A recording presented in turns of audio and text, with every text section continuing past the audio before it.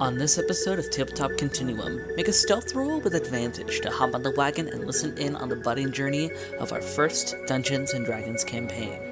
Join the members of Postal Karma as they embark through the White Prize, an Orc Reservation where Ankor's mother was banished from, as fate has decided he'll see what part of his blood is truly like. As we say, welcome to the World of Morath.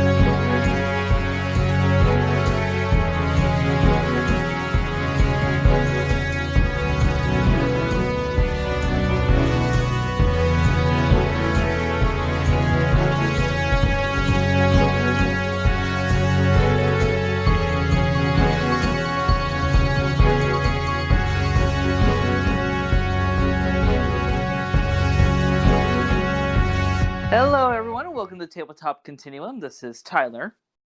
The Radiant Robin. I checked my birth certificate this time. I'm sure I'm Austin. Valkyrie. And Melissa. And we are starting up proper our wonderful D&D campaign of the World of Morath. Who's excited? Yeah! Yeah. Goodness gracious, you're all so loud and violent. Oh, I am a half-orc. What did you expect? I'm gonna scare the baby.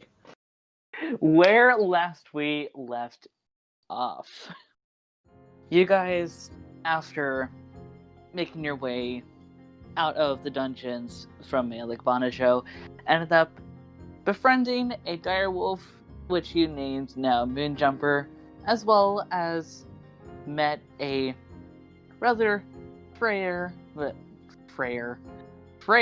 little deer in the brush as you made your way out into the wilderness proper. Cree, who is now accompanying you guys through your traveling away from Malik Monajo, an attempt to just get away in general. Not only did you find a few more bandits that seemed to have a bounty over your head, but you also befriended yet another pupper, who you have aptly named Sundancer, wherein, with your new compatriot pupper and possibly emotional support animal, that's still yet to be decided, you eventually managed to meet a rather peculiar war priestess orc named Lo, who helped get you guys not only the remainder of the way across the border between the Mitzker kingdoms and the Monody Commonwealth, but also helped you get to a notable city kingdom called the Highland Smithshire, wherein Georgia, Siobhan, Ankor, under, well, at least for two of you, under the wrestling pseudonyms, had a lot of fun in a match. Siobhan, you ended up winning. You got some wares. You, Ankor, realized that you were in love with a notable someone, and now you two are together. And for a celebration of the victory of the wrestling and the money that you've accumulated and the clothing that you've gotten for Cree, a few special items for yourself, Siobhan, and a special surprise for you, Ankor, from your now new boyfriend, Corey.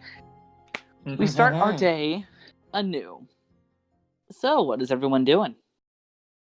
Well, here's my first question. Sorry to jump in. So you you failed to mention that we ended last session with Siobhan and Ankor at a shall I say, house of ill repute. So, well, I guess not ill repute. Anyway, a house House of of Lady repute. Favors. House of Lady Favors. Thank you. So we ended up we ended at a house of Lady Favors. So my only question is, do Siobhan and Ankor wake up at said house of Lady Favors?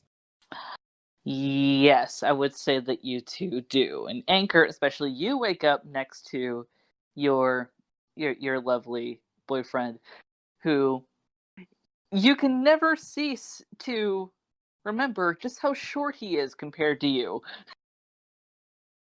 Is he laying on top of me?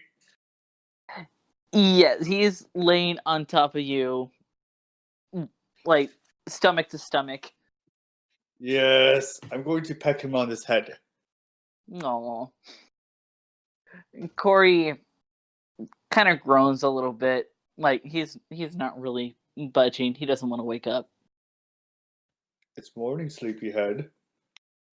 Mm, We have to get up. who says? I say, because I really have to pee. Oh, sorry. He quickly gets up, naked. I do as well. We were together. Yeah, that's fair. Siobhan, how about you describe how you woke up, and also maybe describe who you were with for the night. Oh goodness, who was I with? Let's see. Her name, well, her name in quotes, the only name I got was Daffodil, and let's see, she had well, obviously she was very pretty, or at least Siobhan thought that she was very pretty. And she had short cropped blonde hair, and we had a lovely night together. But in the morning, Siobhan woke up next to her and gives her a peck on the cheek and says, "Don't expect me to make you breakfast." And gets into her clothes and heads out to greet the morning. As those two are rousing from their rather intimate adventures, what are the rest of you doing? I mean, it's morning. I've been up Nice and probably. clean. Yeah, we're both very nice and clean. We went to the bathhouse off camera. Her mind created and put on her new clothes. She's way ahead. She's way ahead of that. That was like one of the first things she did after she got out of the bath. She was excited about those.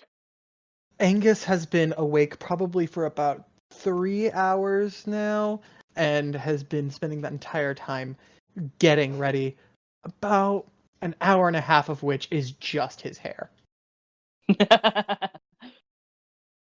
I mean, the boy has glorious hair. Beautiful, luscious locks of hair. He's actually going to use a brush this morning, and try and brush her hair again. She's still not very good at it, but like she's trying, and that's what counts. Oh. So happy in the corner. He's just going, "Oh, yes, finally." Cree, roll me dexterity. No. Just kidding.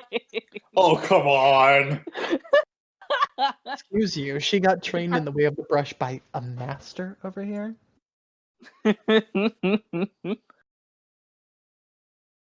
She has quadruple expertise in hairbrush usage now. Thank you. Moving on. All right, so all of you, what about you, Georgia? What are you doing? Georgia is just going about her regular morning. She wakes up and just gets dressed and heads down to the main part of the inn. Mm-hmm. And Which Sorry. Mm-hmm. Go ahead. Which, when you do wake up, you very quickly take notice that Mail's not in there. That completely changes everything, actually. Noticing Mailed is missing, Georgia immediately is very confused and is like looking around for him. Once she like gets dressed, she exits their room and is looking around for him, just like kind of wondering where he wandered off to in the middle of the night, partially worried that he just that he like up and vanished. um, at this rate, are you like going downstairs, like through the tavern, and starting to go outside? Yes, I am walking around. I'm not being terribly thorough, but I am definitely on the hunt for the red-haired bard. The as you make your way to the, I guess, mess hall section of the tavern proper, the now former boxing champion from the other side of the bar table looks at you for a moment. Hey, good morning. Yoriga looks over at him and gives him a smile and a nod to acknowledge, but is clearly on a mission and doesn't stop to chat. You looking for somebody? Have you noticed a red-haired bard elf around? Wait a minute. Oh yeah, that dude. He was over at the brothel last night. I'm pretty sure probably still having fun, probably. You know how some bards are. Yoriga hears this and she just she gives him a smile, but you can tell in her eye she's a little bit annoyed. And she thanks the bartender. He's a bartender, right? Yeah. Yeah. She thanks the bartender and heads off, like kind of like looking around the brothel. Not like she's not going full stalker mode trying to hunt him down, but she's just wondering if he is safe. Probably. Well, I mean, it's a bit of a walk from the tavern to the brothel, about like 7-ish minutes one way. Okay. Okay, well, you managed to get over there, and it's mid-morning, like 8, 9 a.m. ish. Some people are having a bit of food. Some people are really loving the morning drink, and in the corner at the stage in the center of the brothel proper, you see Mayo in a rather happy disposition as he's standing there playing a rather melancholic tune on his violin. And you kind of remember and realize this is probably the first time that you've seen him actually play. Oh, that's nice. Yoriga doesn't interrupt him and sits by to listen. Maybe she considers like tossing him a coin, but decides against it because I mean they're already like pooling their funds to begin with, being on the trip and all. So she just kind of sits by and listens for a little while.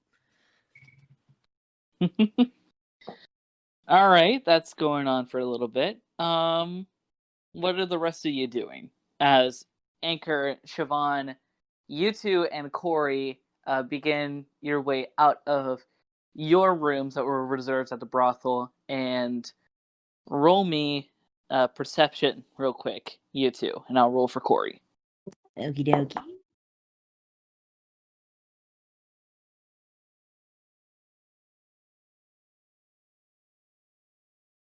One moment, I need to pull up my character sheet.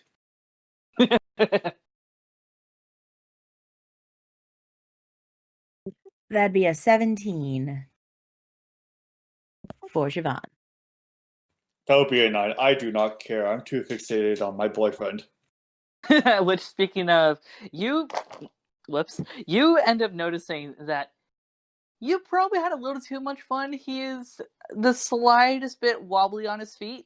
Siobhan, you notice very noticeable bright cyan hair towards the front of the stage, where you see Mayold. A slight change of clothes for Mayold. His hair put up in a rather nice multi-braided style with a few tufts poking out at his fringe. Again, a rather melancholic tune you hear him playing on his violin, but still he has a rather happy disposition as he's on stage.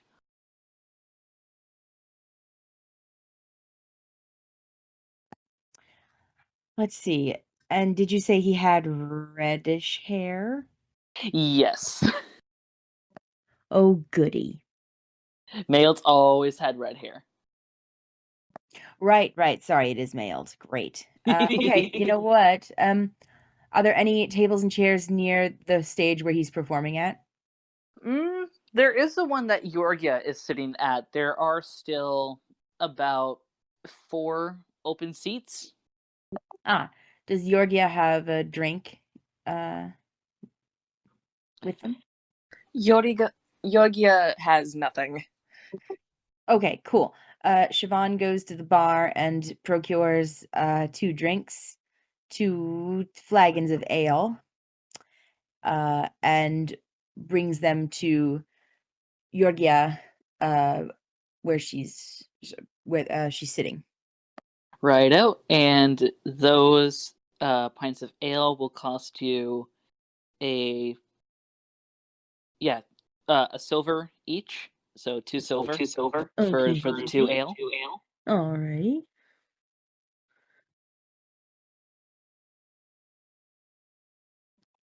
There we go. I was like, how do you get in there? Okay. 2 silver. Gotcha.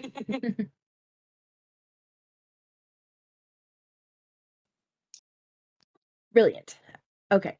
So I pay the bartender and take the drinks over to the table and place them between us. Yogia was kind of lost in her own little world and didn't notice you approaching until you sat down at the table. And she looks at you sort of surprised.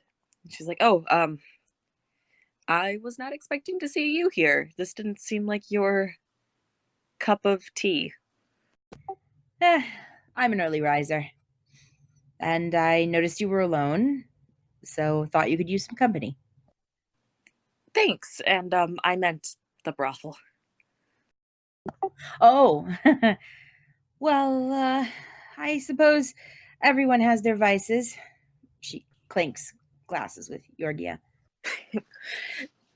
She smiles and she awkwardly takes a sip and is trying to figure out a way to change subjects because she does not want to think about Siobhan doing those sort of things. As this is going, Corey is kind of looking at you, Ankor. He ponders for a moment before he actually looks over and notices that Siobhan had left. He looks around, seeing where she went. He kind of nudges you slightly. Hey, you want to go over there? Sure, but are you alright? You're a bit wobbly.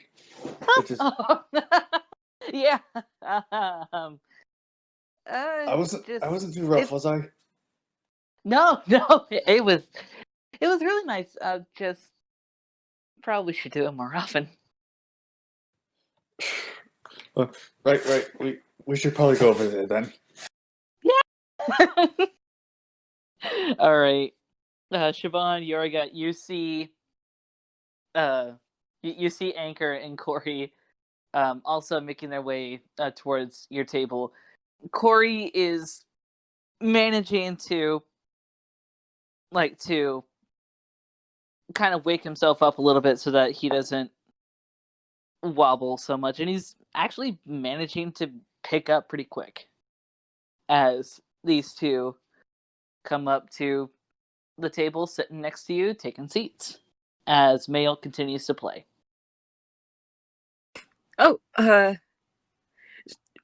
Yorga looks at Corey, and like immediately like a look of like guilt comes across her face, remembering when she accidentally but purposefully but wouldn't have done it if she had known. She's remembering threatening him with a knife and is feeling pretty bad about it, and it's pretty obvious. Oh.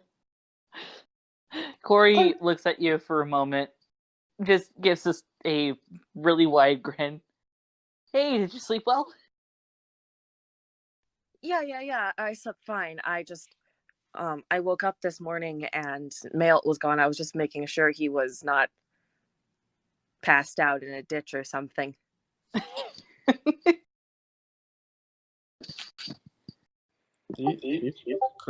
He seems craftier than that. Well, you know how some folks can get when they have a little bit too much ale on their hands. I just You say- immediately look at Corey. Oi, I can drink more than you. Can you now? Because if I remember that drinking challenge before, I was the winner. That was one time. One time, and you know it. I can drink you under the table. You mind rephrasing that? But fair enough. And I thought I was the perverted one. I must be rubbing up on you too much. So, I take it that you guys had a fun night. So do you guys know when we're going to be heading towards the White Price, is it? White Prize. White Prize. Well, yeah. There's a visible look of discomfort in Ankor's face. Georgia just kind of shuts up about it now. Corey kind of ponders for a moment. I mean, since Mr. and Mrs. Oracle both apparently were working together to tell us that we gotta do this, then especially since our payment for our time at the tavern is up, we really can't stay here forever. No, we can't. But there is still a few things we have to do here. Like what? Well, for instance, we have to pick up Siobhan's grass whistle. Well, it should be done by now, right? I don't know how long those things take to be made. They said, or the merchant said, that it should be done by the morning. And it's the morning. Mm-hmm. Plus, I promised that. Sorry, still trying to wake up. Hey, I give me promised some Irish coffee. Are you Wait, sure what is that's a good Irish? idea? Wait, what even is Irish? But yeah, I'm pretty sure it's a good idea. It'll help wake you up.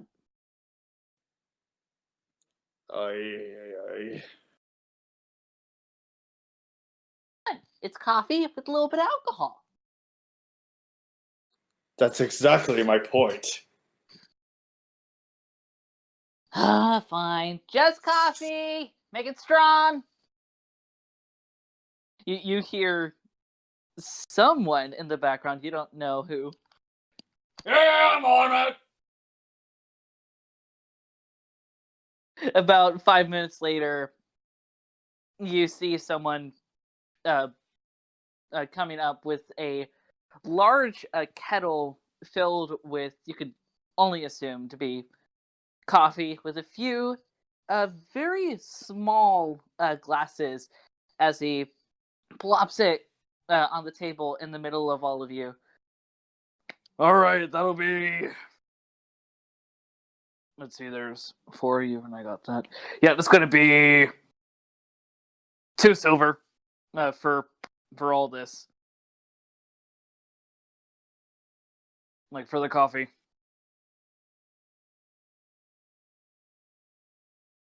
Corey, just without hesitation, gives the 2 silver.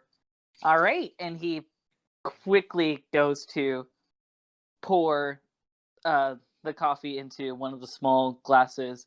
Quickly hands it over to you, Ankor. Thank you. Are you taking a sip?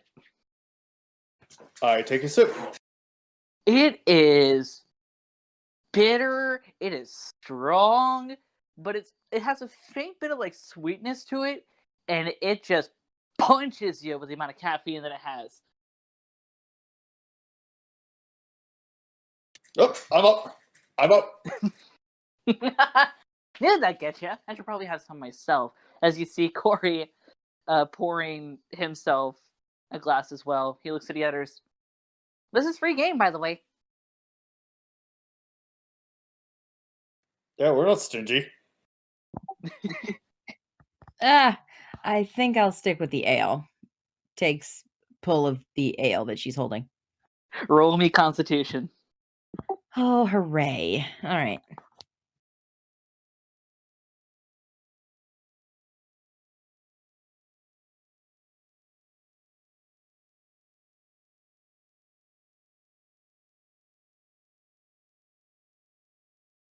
Okay. Oh, all right. 20. Dirty 20. Yeah, it's nice. It's not too strong. You're getting a lot more of the sweetness to it. A little bit of a cloud. It's nothing really too bad. You could definitely drink more if you wanted, but yeah, you're feeling nice. You're not feeling any kind of buzz. Excellent. Yorga, have you taken any more of your ale? I've been nursing it. Okay. How far would you say that you've gotten? Probably between a third and a quarter. Okay. Yeah, you're fine. Cree, Angus. Meanwhile, back at the ranch, tavern, what are y'all doing? Oh, hey, it's our turn. What? It's been 87 years. What happened? No, I'm kidding. It's pretty common with large groups. Yeah. You're not wrong. Yeah. Cree. What? What's breakfast? I would also like breakfast. Shall we go downstairs so you can show off your new clothing and your freshly, mostly brushed hair?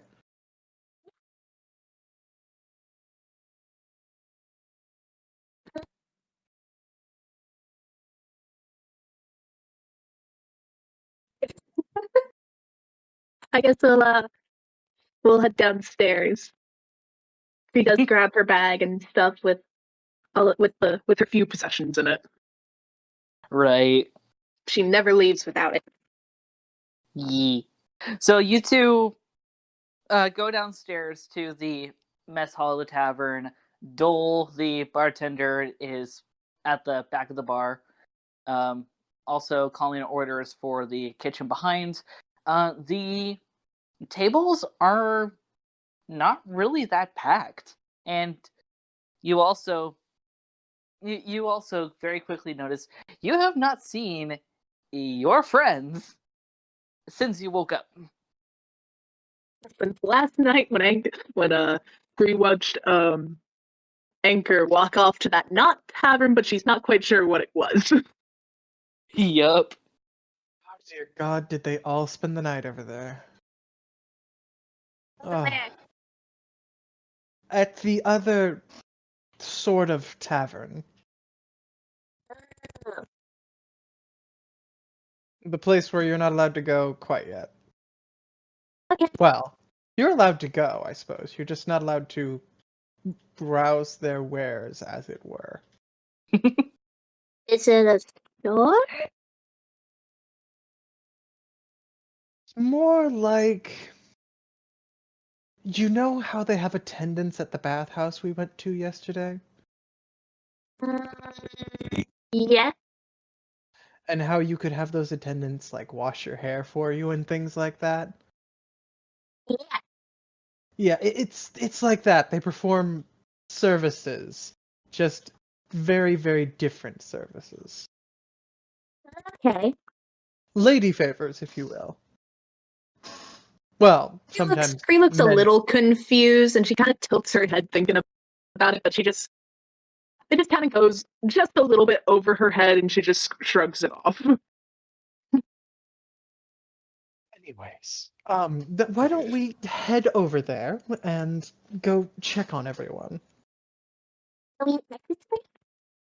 Hmm? Oh, yeah, why don't we take it to go with us?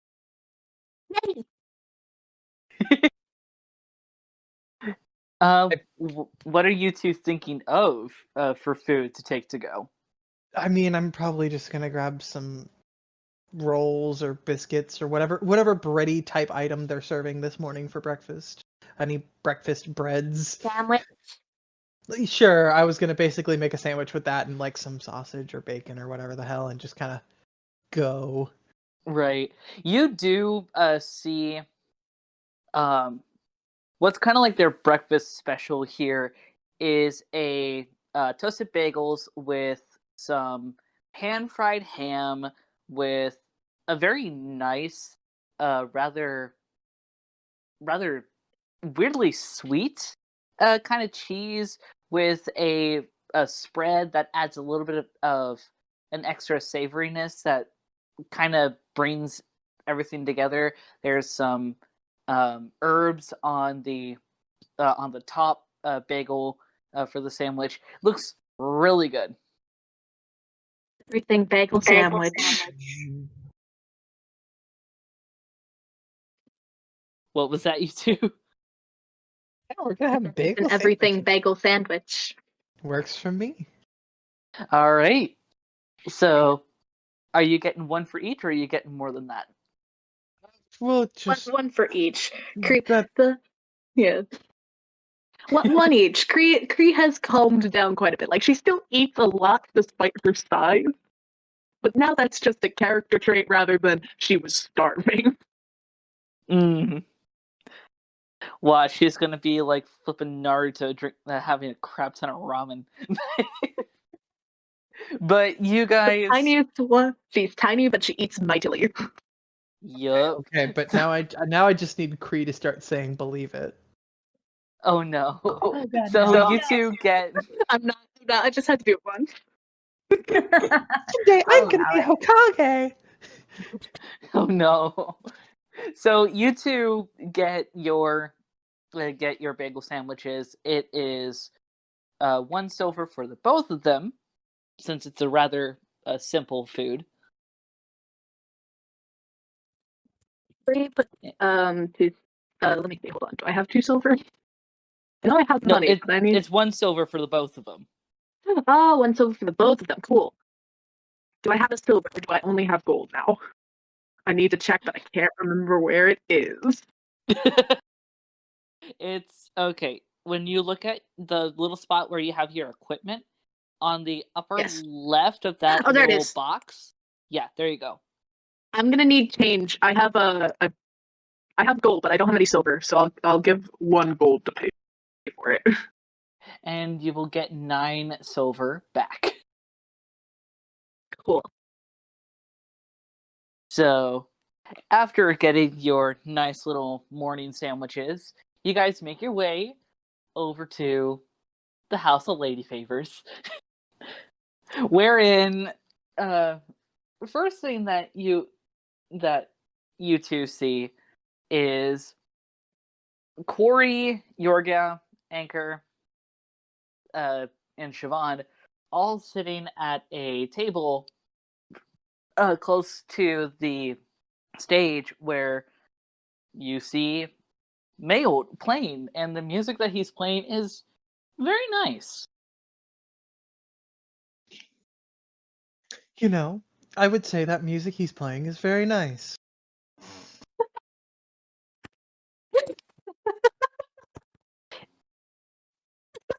Actually, you know what?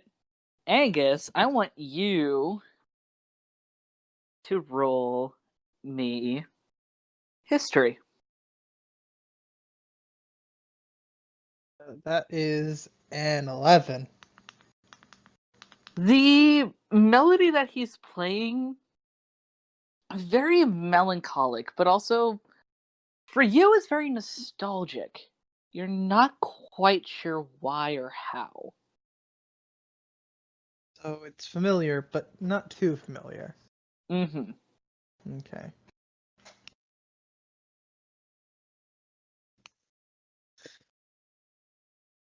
All right. Well, we're gonna gloss over that. Do we see the rest of my friends? We'll get back to Sad Bard over there, and I'll ask him later. But do we see everyone Bad else? bard. Yeah, you did. Okay, gonna leave him to his brooding and go sit with everyone else. Hello, everyone. Did we all have a good time last night? Oh, hello. Corey just chuckles under his breath. A lady never kiss and tells. Too bad I'm not a lady. Yes, I had a very good time last night.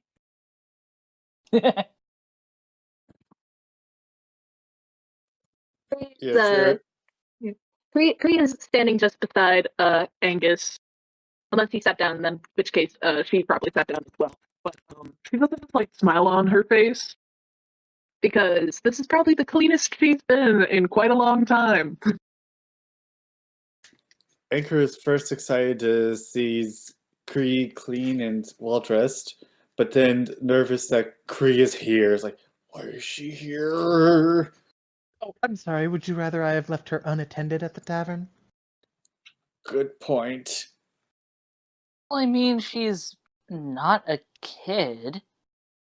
No, but you do also understand I had to teach her how to use a hairbrush last night. Oh! Oh, honey. I never really had a hairbrush before, so I didn't know how to use one. Not stupid, but you understand, yes? Yeah.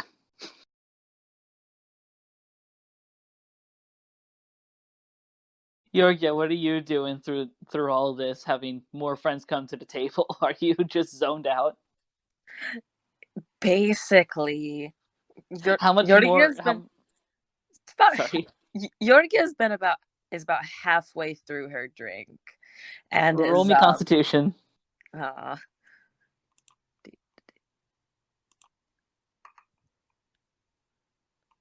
Well, I rolled a 19, so You're fine. hell yeah, I am.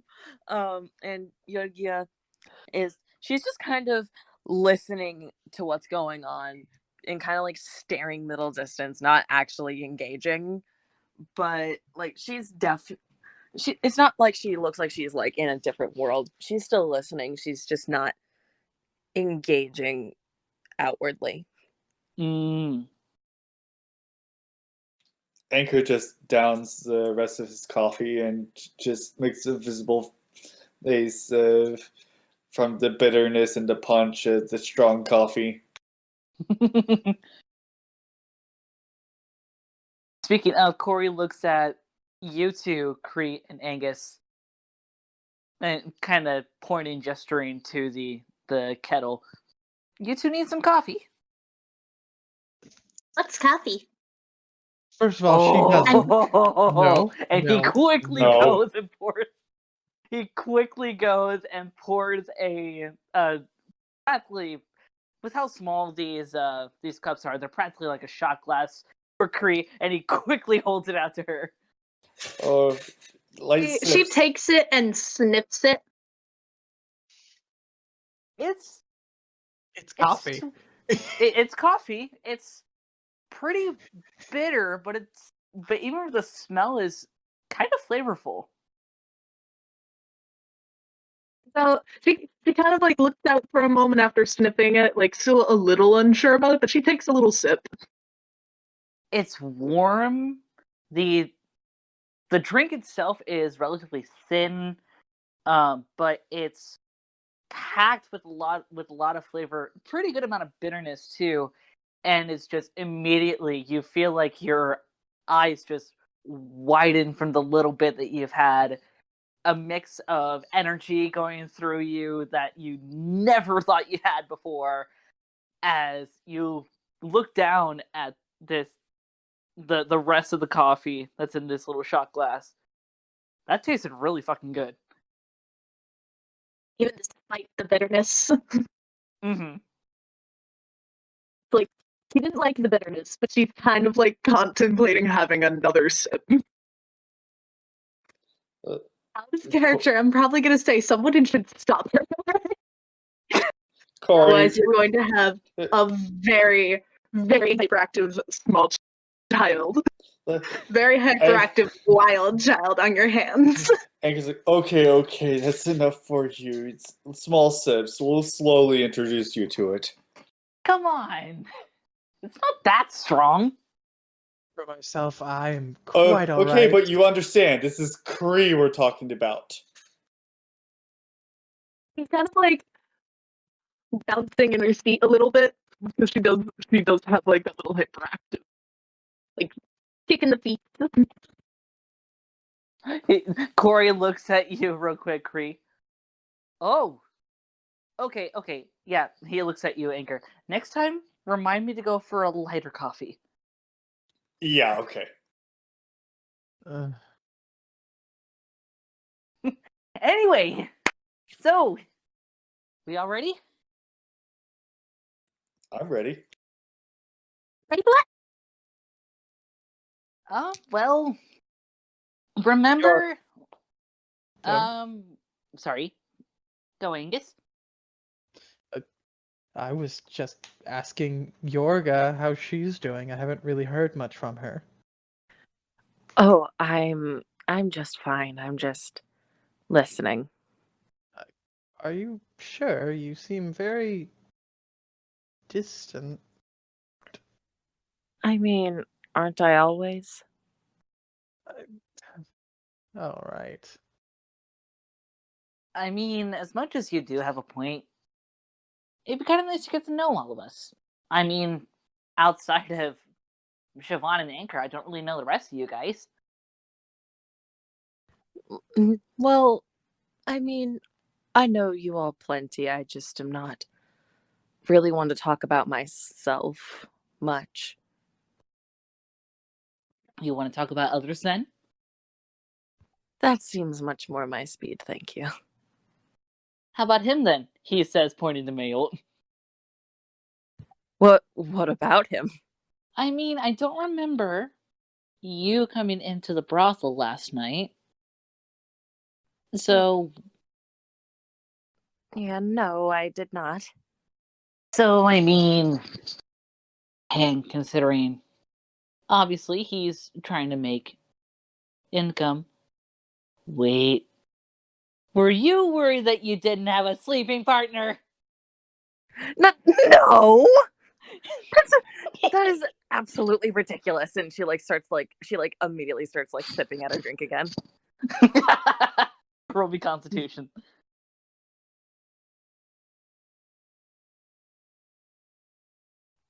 12. It's starting to get to you. You're feeling. You're starting to feel the buzz. Yogia is not going to let that phase her, and she's just going to go back to sipping her drink, and is like, she's like looking away from everyone, including Mayolt. She is just looking at the floor at this point. As Corey, just being the nosy little bugger he is, gets out of his chair, turns all the way around the table to look at you.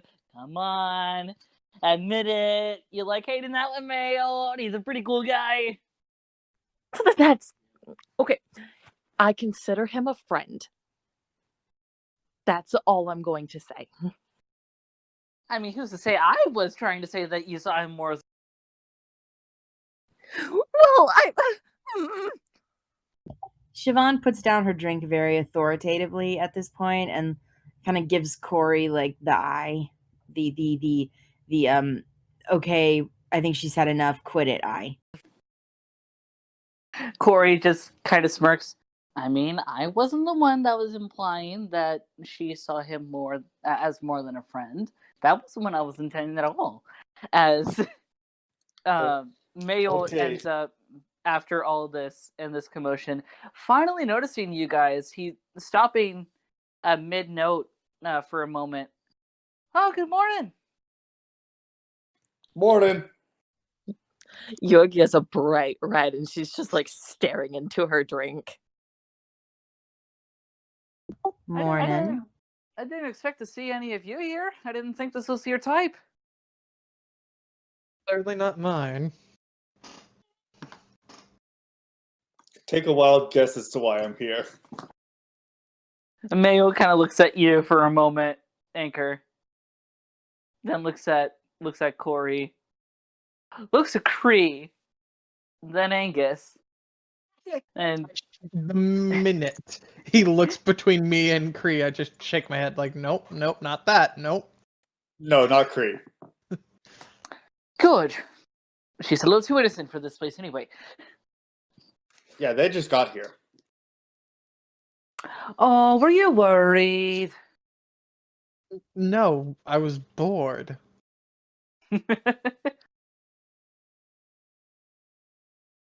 Are you sure? I mean, considering what you all dealt with, he says, kind of finishing a last little ditty and notes before he just walks off the stage, meeting you guys, holding his violin and the bow in one hand. Considering what we all had to deal with before, I wouldn't be surprised if you guys have already connected. What do We you did mean have by a good that? time at the well, huh? Wait, what? The who and the where?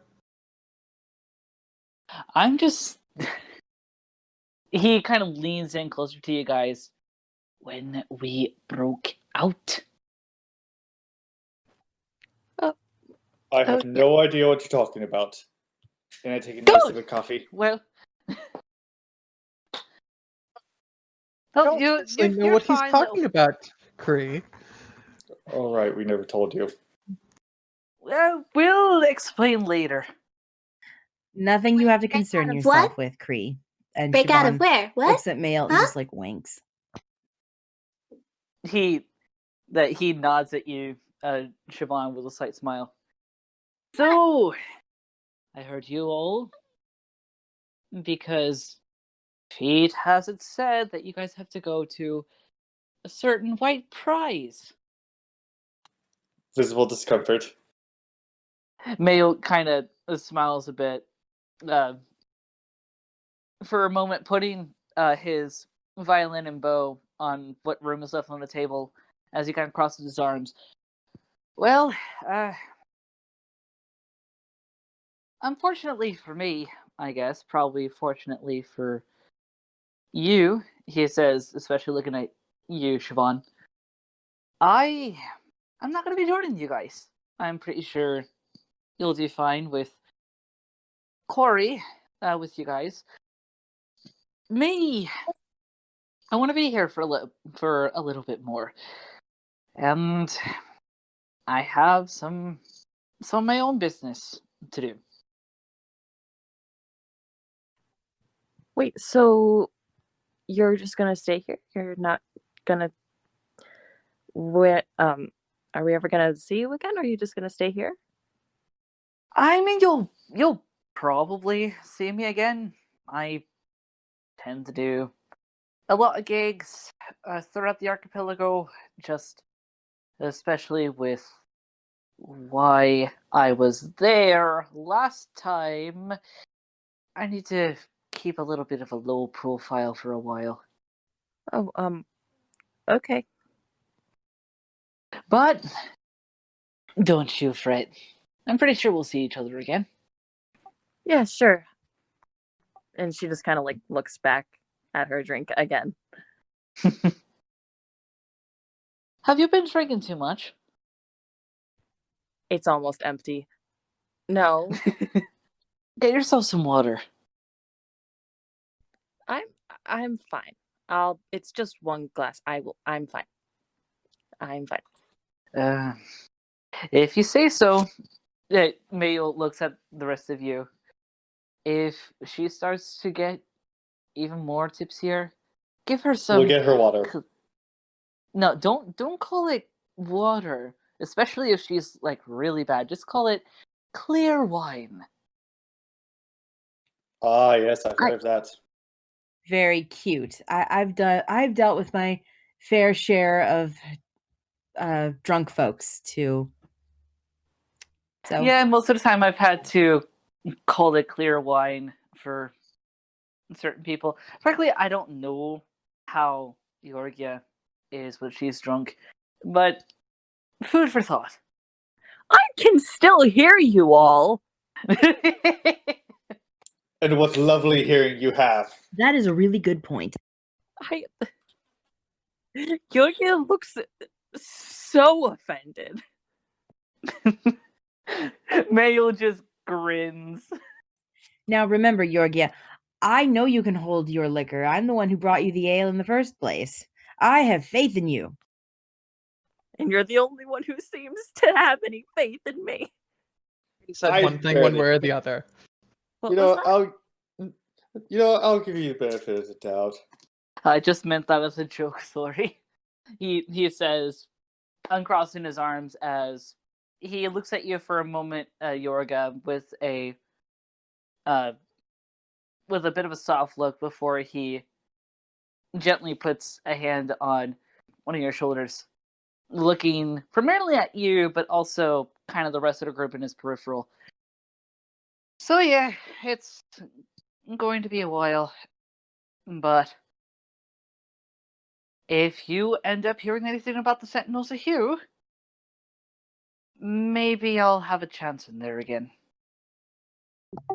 I'd say I'd miss you, Mailed, but I don't like to lie. With every dagger so far. Speaking of daggers, That's right, we have one to pick up. Oh, well, why don't you go do that then? all right then.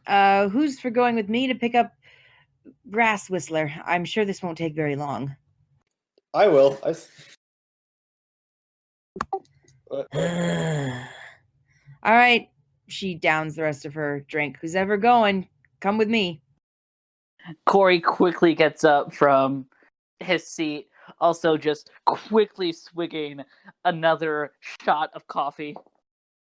I lean into Angus like, I can't tell if it's the coffee or if it's just natural hyperness. I have no earthly idea, but I do believe that it is time for us all to leave before Kree is here too long. Alright, Kree, you coming? Bree was like bouncing in her seat, watching everybody, but now that like everybody's getting up and leaving, she's following Ankor and Angus, primarily Ankor and Angus. She's very bouncy, which is a very like 99% cleaner. mood compared to how she was the day before, By the way, Kree, quiet and reserved, and now she's you look now really nice. she's like she's much happier today and much more like open today than she was yesterday. Much She's an fluffier. absolute And like 40% softer, 30% fluffier. She is Like, he got so. up. So, as Yorgia, are you going with everyone else? Honestly, Yogia doesn't even notice that the others are leaving. Tap her on the shoulder as we're leaving. Can I do a head count? Yorgia smiles at Angus and just kind of like, I'll catch up with you guys. Are you sure? I'm sure. All right. Don't go running off, though. It's not like I know where I'd go anyway. We don't need any Well, more. I'm in the same boat as you in that front. She gives like a somber nod and just sits there. I awkwardly kind of pat her shoulder, kind of trying to be reassuring, but still not used to giving or receiving physical contact / comfort. Just there. Yorgia, not used to receiving physical comfort, gives an appreciative smile that looks genuine but still like confused and forced. Neither of us know what we're doing here, do we? Yorgia shakes her head. Right. I'm going to stop touching you now. I'm going to allow you to stop touching me now. Good. And I leave with everyone else. Yorgia like nods. So, all of you except for Yorgia and Mail make your way out of the brothel, and you head over to the smithy, where as you get closer to the front door, it almost right as when one of you goes to grab the handle, you hear a rather prominent poof from the back of the store. A little bit of smoke, kind of coming from the now slightly ajar windows. Is everything alright in there? Let's hope he hasn't blown himself up. Are you guys going in? Yeah. You guys go in. You notice the door that is meant to be kind of the separation between the main store and the forge is slightly ajar as well. Black just emanating from the doorway, kind of stretching out. It extends about 5 feet on the floor, and everywhere else, barely getting the edge of the desk. As you see Kagi, his hair just poofed out from frizziness and humidity and the slight explosion that was in the smithy, as he's just coughing, shaking his face profusely, trying to get some of the soot off. Good morning, and what have you been working on in here? Are you alright? Morning! Shit! Oh, Easy, man. okay. Oh. Yeah, I was trying to work on something for my dad, because it's his birthday, but Forge kind of is going on the fritz. Oh, it's your dad's birthday? Yeah, he normally works the back of the store with me, but he's taking the day off. Well, I did promise you a meal. Wait, you still want to do that? Of course, I love to cook. Oh, you're sweet. Well, first off, he says, noticing Siobhan, your stuff, and he goes quickly back to the forge, slamming the door behind him. Careful of the smoke! I'll be fine. About a minute later, you see him coming out with fresh set of smithing gloves, as well as he holds a rather simple at least simple on the blade, relatively ornate on the handle, dagger with a special, rather hard leather sheath, and a rather beautiful, very simple in its curves, but still very nicely made and symmetrical looking circlet with a few dangles at the sides, just where your ears would be, and as you had requested, Siobhan, the gems at the center, the larger one, the kyanite in the middle, and the two sapphires, smaller at the sides. These are absolutely beautiful, Kagi. Thanks. Yeah. I don't know all that happened with that circlet, though. You definitely said that it has some bad juju. I can tell it has some bad juju.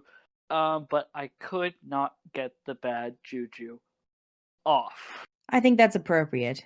It's more of a promise than a decoration. Okay. Well, at least good news. With the grass whistler, that came out beautifully. Just say its name or whistle to it, and it's just going to magically just poof back into, ideally, your hand. It's probably going to actually go in the scabbard first. You need to connect with it a little bit more, give it a bit of time to get used to you, take it out for a nice lunch or something before it'll probably get used to your hand. I take the dagger away from Kagi. Is there a blank wall in the shop? Actually, there's a small little like target practice area right next to us. Actually, we have a few boards and dummies if you want to do some practice. Great. I take the dagger out of the sheath, do a quick flourish in my fingertips, and hurl it at one of the practice dummies. Roll to hit. Cool. I say to Kai, hey, does it have to be Siobhan to whistle, or can anyone whistle to get it? When it's attuned, it has to be the person who wields it, so it's got to be her. Okay, so can't be anyone whistling for her. 17. 17. All right. You know what? For shits and giggles, roll me damage. So it's going to be a 1d4 plus your strength mod. Right. Okay. Let's see here. Let me get a D4 out of here. Okay. Ooh, that would be 7. Right. So you go and just a nice little flourish before you, boom, toss it to one of the dummies. Like its nose, you get just a little and just sinks. Nice. It appears back. Oh yeah, you still got your circlet though. Oh, right, of course. She takes the circlet with 2 hands reverently and places it upon her brow and adjusts it a little bit so it feels more comfortable. Yeah, putting it on where Kagi had put the elvish in on the inside, you can't help but feel a peculiar warmness there. Roll me Arcana. Ooh, okay. Let me look at my... Okay, gotcha. Here we go. That's another dirty 20. You can definitely notice that it's from that something's emanating from what Kagi had carved for Alex's name. You can't really ascertain what exactly it is. It still gives off a bit of a warm energy, especially towards your forehead, where it's placed. But other than that, you're not really 100% sure. She kind of grins sideways at Kagi and is like, What did you do? I didn't do anything. Like I said, I couldn't get rid of the bad juju. All right then. Oh, wait, no, I did do one thing. Because, especially since you were the champion for the boxing match, brain, smoke, not a good combo. I added a little bit of psychic resistance. I don't know how that'll come in handy for you, but I figured that'd be nice. Who knows? I thank you very much. They're absolutely gorgeous. Yeah, not a problem. All right, so yeah, my father told me that you guys had to go over to the White Prize, so be safe. Wait, the meal. Oh, yeah, food. Little hyper. I probably had too much coffee from the brothel earlier this morning. Anyway, what's on the what's on the menu? I'll see what I can whip up. Roll me.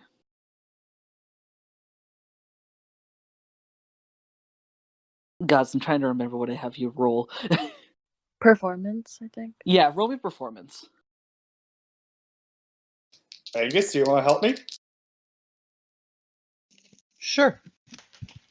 All right, since Angus is helping, roll with advantage.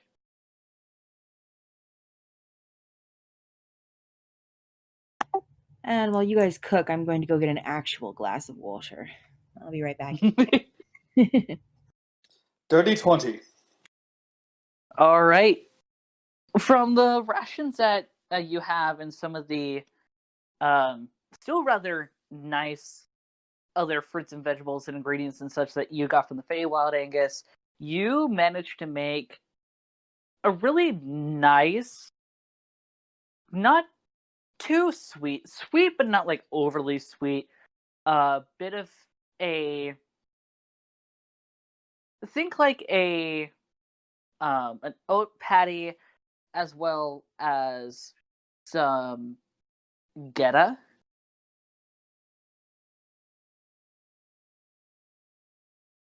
And those you end up like mixing together into sort of like a breakfast casserole in a way, as you cover it with a really nice what can only be described as something akin to like a cranberry sauce with a few turkey chunks. Did we make enough for the father as well, since, birthday and all? Yes. Yes. Well, then I guess we're done here, aren't we? Okay, that looks really fucking good. Where the hell did you learn how to cook? Well, I picked it up from my mother. It's kind of making guesses. It's really good. Okay, as he's taking a bite. Yep, okay, I'm definitely saving some of this for Dad. Holy shit. I'm glad you liked it. Thank you. You really need to be like a high class. Well, both of you need to be like high class chefs or something. Damn. Maybe someday. That'd be nice.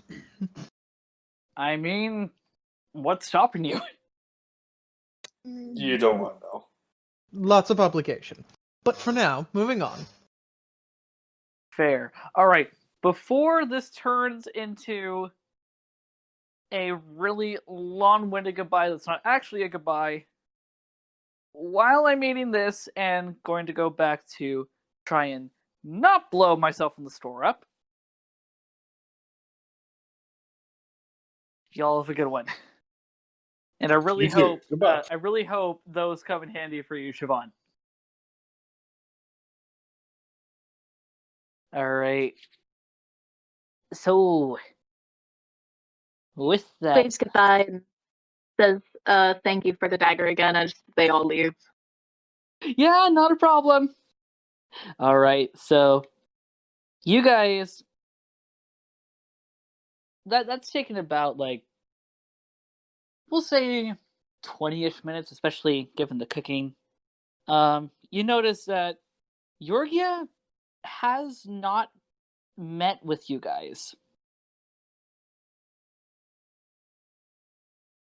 Well, that's not good, probably. We should probably find her. Well, let's go check where we left her last first, and then we can check somewhere else.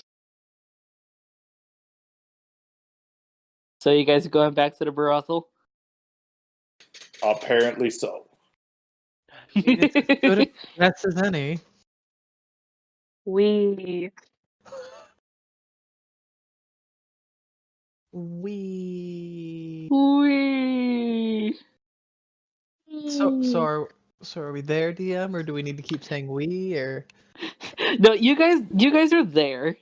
They're there's they just finished up talking as soon as you go through the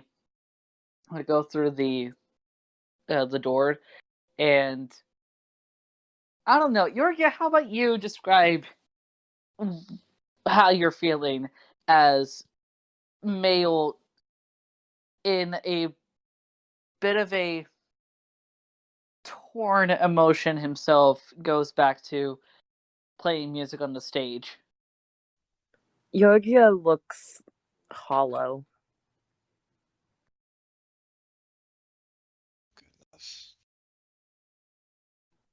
She just kind of looks like she's not really all there. She kind of looks like her spirit kind of just got ripped out of her a little bit. Hey, you okay? Oh, yeah, I'm fine. Are you sure? Is there someone we need to teach a lesson to? No, I mean, I'm not. No, it's fine. I'm fine. I think it's just the alcohol. Ankor is slowly lifting his arms up. It's just the alcohol. That is not stopping him. He's going to wrap his arms around Yorga unless nothing is done. Angus winces sympathetically. Yorgia allows the hug to happen, but doesn't reciprocate. Her arms are at her sides. That's okay. They're trapped under Ankor's arms. Corey kind of looks at you for a moment, Yorgia, looking kind of side-eyeing Mail for a moment before looking back at you. Hey, I don't know what all happened, but we're going somewhere. Are the white prize? Yeah. Ankor just sets her down. Okay. So, I mean, it beats staying in whatever headspace you're in right now, yeah? Yeah. I mean, hopefully, so long as it's not everything that Ankor's been chalking it up to be. Because that doesn't sound like a place I'd want to be in. Yeah. Oh, I think some of us still need to get our things from the tavern, though. Yeah. Myself included. Yes. Yeah. All right, so all of you head back to the tavern super quick, grabbing all your stuff. I'm equipping my armor, my sword, my shield, and my small axe. Yup. Well,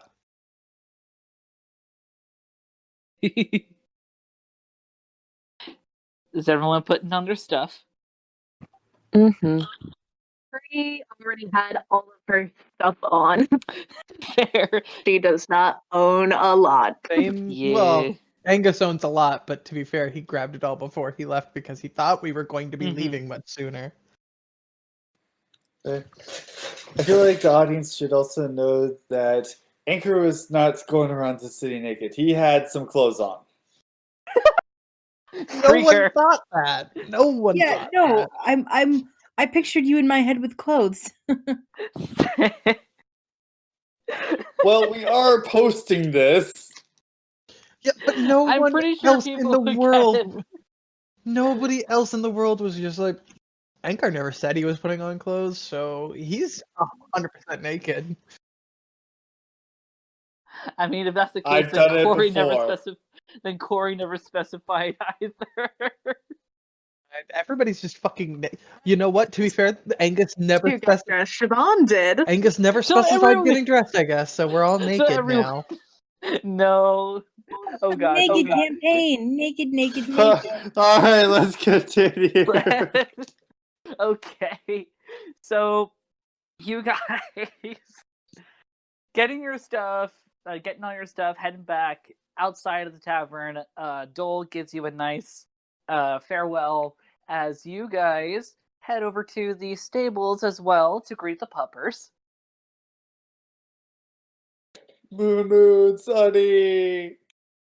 They look at you, tails wagging. Moon is especially happy. Like his tail is thumping on the ground. Cree is very happy to go see the puppers, and she gives both of them pets on the streets. No. There is also the wagon with you guys, which looks a little bit cleaner than you guys than you guys had brought it. I wonder how that happened. Wait, did anybody leave anything in the wagon? No, I brought everything with me that I thought I would need. Only my sense of self-worth. Alright, doesn't look like anything was taken. You can roll investigation if you're that worried. Yeah, no, I'm not that worried. Okay. Yeah, it looks fine. It just looks like it's been cleaned. Someone was really nice. So, who would like to be in the wagon? The wagon holds 4 people, and then we have people that can be on top of the puppers. Yogyo would ride the wagon. Siobhan elects to walk. Okay. I would rather not get fur all over myself. I just bathe. Okay, so we have Yorgia and Aegis in the wagon. And we have Siobhan walking. Are you thinking at the side or in front or behind the wagon? Oh, the side will work fine. Okay. Yes, because you don't want to be in the front when Moon takes off. Yeah, you're right. Waits for everyone else to choose before she decides where she wants to go. Same with Ankor. Corey is going to hop on the wagon. He looks at Anchor. Wait, you said you were going to be with Moon? It's like Cree looks at Anchor like she's waiting to see where he's going to go before she decides Okay. where she's going to sit.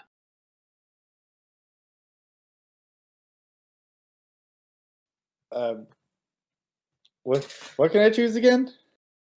You can choose to either walk in front, behind, or beside the wagon as it's being pulled, and there's one more spot left in the wagon. I look at Kriya. Do you want to sit in the wagon? I was going to wait to see if you wanted to sit in the wagon first. Oh.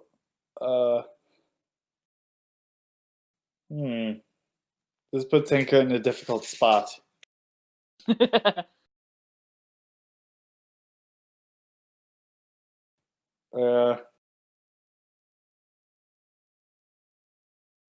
Because Ankor is fine with walking out, but Corey, he's in the wagon. Corey looks at you for a moment, kind of snickering. Do you want me to walk with you?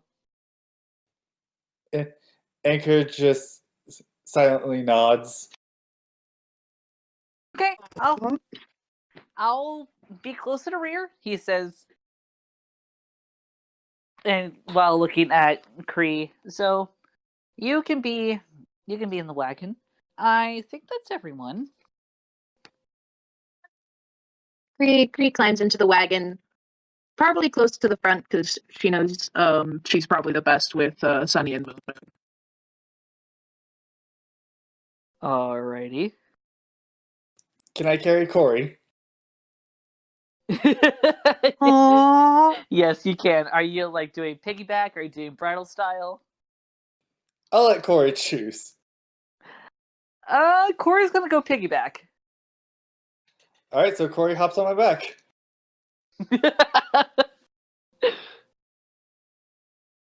And he hops with such force and such grace that you struggle to keep yourself balanced for a bit as you try and get used to the top heaviness. Whoa! It's the armor. It's definitely the armor. Well, maybe we need to get you some better armor then. Corey works out specifically so that one day he can lift up his tall boyfriend. As if he didn't already glomp him as is. Alright, so Kree, you're holding the reins? Yeah, Kree will hold the reins. Roll me animal handling. Oh, dang, I don't have any of my dice that dang. I haven't planned this far ahead for D&D. I know. Alright, they're ready Dice now. for a tabletop game? Oh, the blasphemy. Holy crap. That is a 16.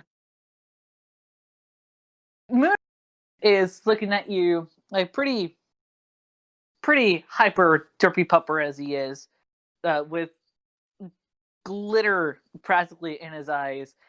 And as you hold the reins and give a little call for him to start moving, he knows better this time than to bolt, so he starts at a bit of a slow trot with Sunny walking beside you, beside all of you, more specifically next to you, Siobhan. So with how I have things visualized, I have Kree standing kind of like in the front of the wagon holding the reins.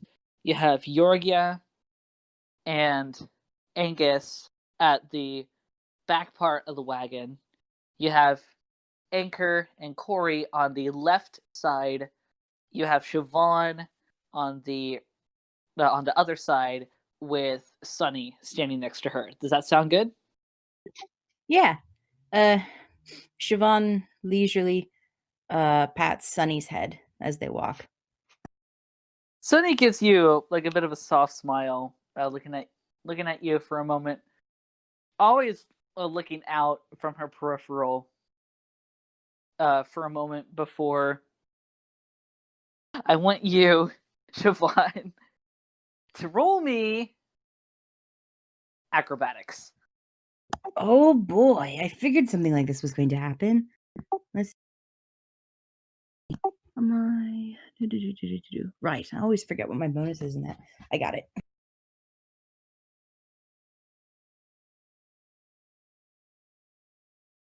And I wasted all my good rolls. That's a 12. Well, unfortunately, Sunny rolled a 1 as she tries to wanna nudge you to maybe try and get on her back, but she ends up unfortunately nudging her snoot into the ground when she was trying to get to your foot, and she gets a lot of dirt in her nostrils. She quickly retracts back, just so uncomfortable, shaking her head profusely, trying to get the dirt out of her nostrils. Ooh. Hey. Siobhan retracts her hand, thinking that it was something that she did, and kind of puts her hand back at her side, and turns to make sure that Sunny is all right. Sunny looks at you for a moment, still looking pretty uncomfortable as you see her nose constantly like scrunching and relaxing, trying to get what all is in there out as she looks at you, looking for a little bit of help. Oh no, Sunny. Let's see. I reach down and kind of try and see if I can help get some of the dirt out of her nose. You managed to brush a good bit that has been like right on the front out. There is still a little bit that's in the nostrils. You know it's not going to be the most clean to get in there. You probably want to find some water or something to just get it out. Let's Does Kree notice this happen? Roll me perception.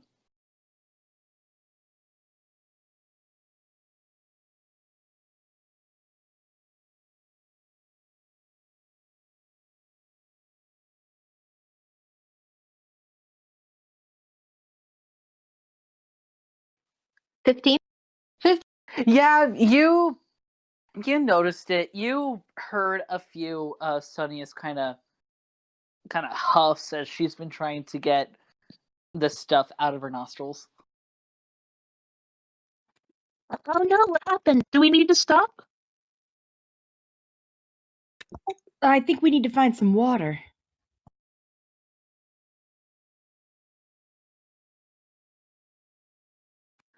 Kree's going to stop the cart or pull back just a little bit on the reins to get Moon to stop for a moment. Moon is kind of surprised as, like, very quickly, like, kind of cartoon style, his front paws that kind of stop in front of him. He's like, hey! Can I roll to see if there's any or hear if there's any water around? Yeah, roll me investigation. Yeah, everyone who would like to look for this, roll me investigation.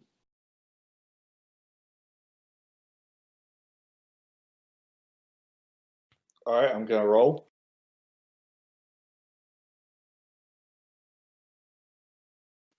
I rolled a 14. 18. 4. Okay. There, unfortunately, does not appear to be any water that you can immediately see. However, Kree, given your role, you do hear some running water a bit of a ways away. Like the foliage that's around you right now is certainly covering any immediate hint of where it could be, but you hear it. Can I tell what direction it's coming from? Yeah, it's about northwest from where you're standing. Okay. I thought I heard Siobhan also rolled an 18. I did. Oh, yes. yeah, Siobhan, you notice this as well. Yeah. Oh, okay, great. There seems to be some water in a. She sticks her finger in the mouth or in her mouth, pulls it out, holds it up to the wind. A northwesterly direction. Maybe that's the way we should go. Or, since that is almost definitely going to take us all off the road, why don't one of you just hand me your water skin and I will be right back. It'll take me practically no time at all. Fair enough. I'll go with you. Oh, well, I don't think you'll be able to on this one. Okay. But I do appreciate it. Thank you very much, Kree. Does somebody hand me like a water skin or something? Kree doesn't have one. Yeah, better question is, who has a water skin? I've got one. You can have mine. Okay. Oh, I also had one. Great. But either way, okay, I go, all right. Oh, side note. I don't want to talk about it when it comes up. Okay. Okay. And DM, Yes. I would like to use Blessed Phase Flight, please. Oh, okay. Let me reread that little bit. So yeah, with that, all of you, for just absolutely something that you did not realize that this little boyo could do, you see these rather beautiful, almost sort of like a cross between a butterfly, a moth, and a hummingbird, but these really peculiar wings just poof to Angus's back. What are you doing? Oh, I mean, well, I'm gonna fly with them. Okay, you fly over. I fly over in the direction of where everybody said they could hear the water and try to find the source of the water. Yep, roll me investigation. Okay, cool. I just shrugged. I just want to say with that, when this happens, like Creed definitely is like, what? Like her eyes go wide, like she definitely gasps, not in like a surprise, more of just like, oh, cool kind of way. Dirty ass 20. Yeah, you managed to find the source. There's a small freshwater river that's running through. It's thankfully not too fast, not too treacherous if you accidentally fell in. Ankor is going to be fighting the urge to gush about how cool that was. Because Angus said he doesn't want to talk about it. I'm going to step, or not really step. I'm going to fly down lower, fill the water skin, and fly right back up. I'm not even going to land. Just grab some water and go back to the party. I'm ready for us to move. Right. So it takes We've been you on the a road for little maybe bit. an hour, and it's already been too long. So you come back as soon as you land on your feet to give the water skin to whoever else. The wings almost seem to kind of fade away in sparkles behind you, kind of dropping down onto the ground, as on the grass they seem to look like morning dew when they land. Speaking of sparkles, that's what's in Cree's eyes right now as she watches Angus land. Like, she doesn't say anything because she knows Angus said he didn't want to talk about it. But, like, you can tell she wants to say something, but she's not going to. Just sparkles in her admires. Well, yeah. Same with Ankor, but a so cool manages to escape his lips. Siobhan's like, Angus, you said you don't want to talk about it, so we're not going to talk about it. But, well done. And I can tell by that reaction and everyone else's reaction that everyone wants to talk about it anyways, don't they? No, we're shutting up. Yep, nope, no. Hell yeah, we do! I will keep. I wasn't going to say anything. I just hold Corey's mouth. I will give you all one question for the group that you may ask. I don't want a question, but I do want to say they were very pretty. Thank you very much, Cree.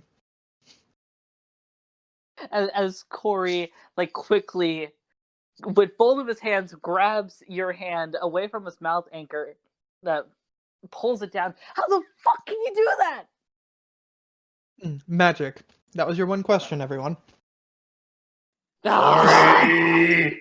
Siobhan just pulls like a Picard and takes the water skin and helps Sunny with her nose.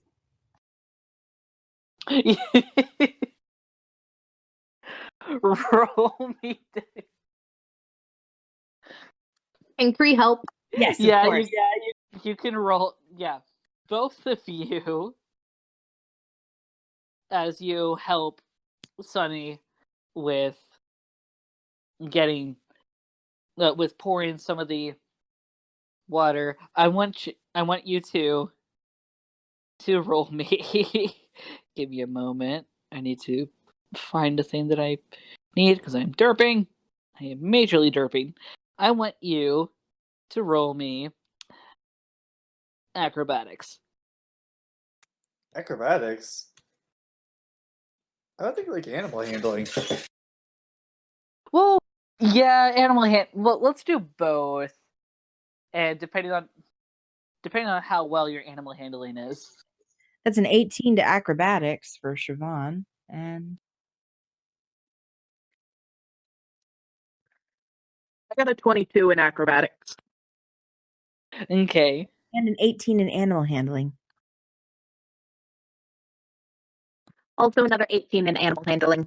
Damn. Okay. Good rolls. So thankfully, because of those animal handling rolls, you didn't need to worry much on the acrobatics, as you managed to help not only get some of the excess dirt out of Sunny's nostrils, but thankfully, when she was just about to sneeze to get some of the water that drained into her nostrils, you managed to help her to like calm down and help get a better way to get the excess water out before it would spray on everyone else with boogers. Hooray for not being sprayed with boogers after just taking a bath. So, you guys, with that, are you guys going to start up your way again? I give Sunny a few pets to let you know. I just give her a few pets. Oh, Sunny looks at all of you. You notice if Direwolves could smile, you definitely see a smile on her face, a much more subtle wag of her tail than what her brother would normally give. As A smile? Sunny looks at you, like her eyes, really a really thankful look in her eyes. Cree also gives Sunny a pet before hopping back into the park. All right, we going back to walking through. Yep. Yes. Having some. All right, Cree, roll me animal handling again.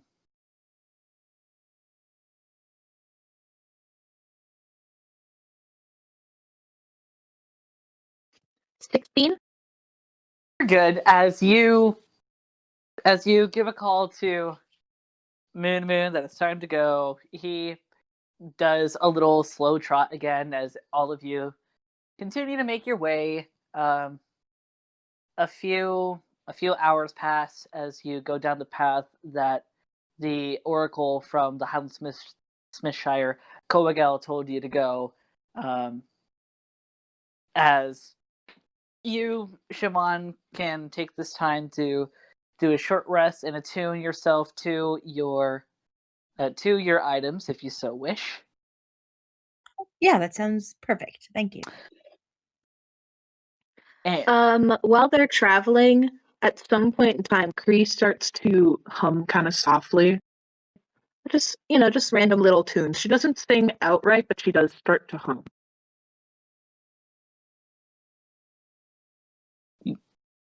you know what? Everyone that would like to roll me perception to see if you all notice the hummy hums.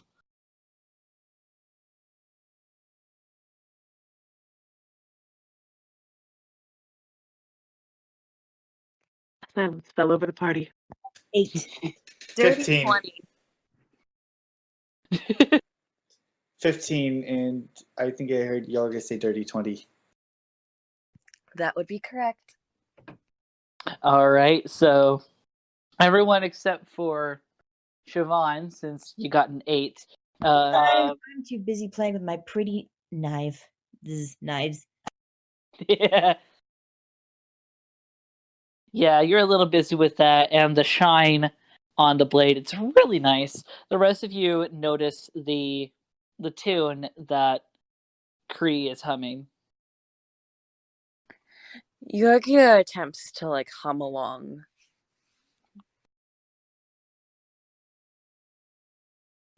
Ankor does too, which I'm sure Corey hears as well. Yeah, he definitely heard that as he listens to the tune for a moment before he decides to join in humming as well. Gonna get the whole party humming at this point. This goes on for, I don't know, Kree, since you were the one who started this, how long would you say this goes? Honestly, I feel like Kree would hum for quite a while.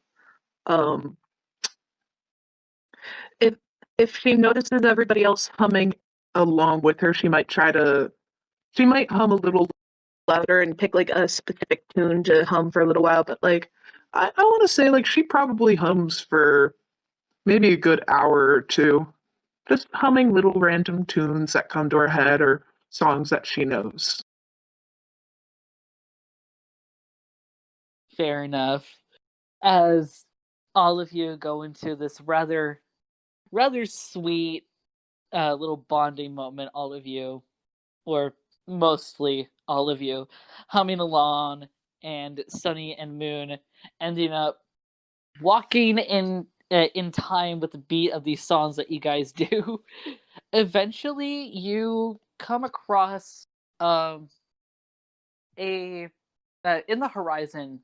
You end up seeing what you could only really describe as a sort of fencing, kind of a border system constructed of wooden pikes that have been crisscrossed together properly for a sort of defense mechanism.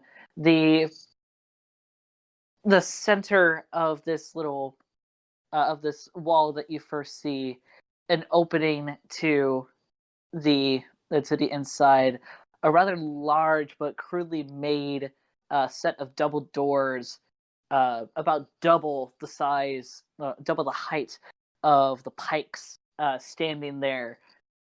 There really isn't a lot that you can notice on like details, um, outside of a little bit of red on what are normally the brown wooden color of these pikes. But other than that, you can't really notice too much. Do I know where we are? Roll me history.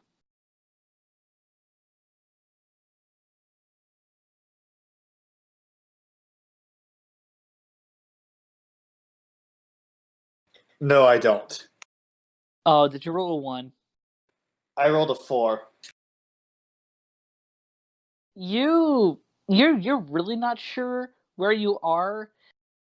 The whole, especially pike fence spiel, just reminds you of more so like fairy tales and stories of like quote unquote low end or ravenous or heathen civilizations and folk that were still too early in the times and too set in their ways, very traditional, as they have their own personal communal and, to the Rame especially, rather frowned upon system.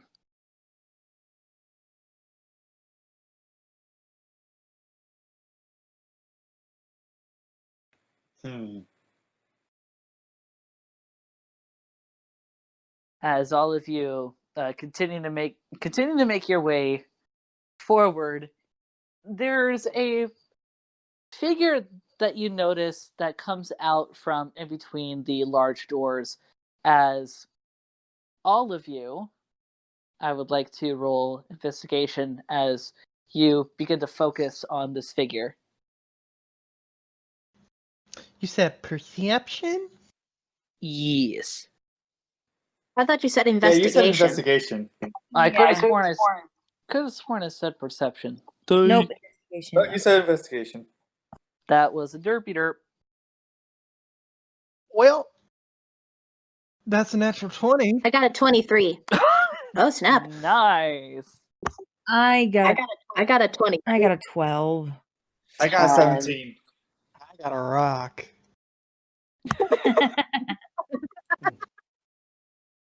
Okay, so we had a nat 20 on Angus. We had a 12 on Siobhan, 17 on Ankor. Yorgia, Kree? 10. 23. Okay, 10 and 23. Those that were above, those that were 13 or higher, you recognize this this person that has just come out. It's Loch. Oh dear, I'm getting nervous, and I am turning around. Really wanting to turn around and go back. Log is the just to remind the forgetful player. That's the orc priestess, right? Yep. The orc pillar. Yeah. Okay. Just making sure. I thought so, but I wanted to double check. Thank you. Yeah. Oh, good. More vague riddles and prophecies. Yeah. Loch immediately notices you, Ankor, trying to look away, and she shouts out in Orcish, "That's not going to help, you know." I scrunch up my shoulders and then turn around. I know! I'm just dreading going there. Corey looks down at you for a moment, looks over at Loch, looks between the two of you. Oh, it's that place. Yeah, it's that place. Oh shit, why the fuck? Okay. He Loch looks at all of you for a moment and kind of sighing. There's no riddles here. Not today, at least. No. Today, the High Chieftain is welcoming you inside. I squint as I look at Rose. Like, what game is he playing? She looks at you for a moment, sighs, shrugging her shoulders. I don't know all that he's thinking, nor would I really care to. I know enough as is. But from what little I've talked with him about, there could be a chance that Vogue could be allowed back. And that would be my mother, right? Yup. Okay.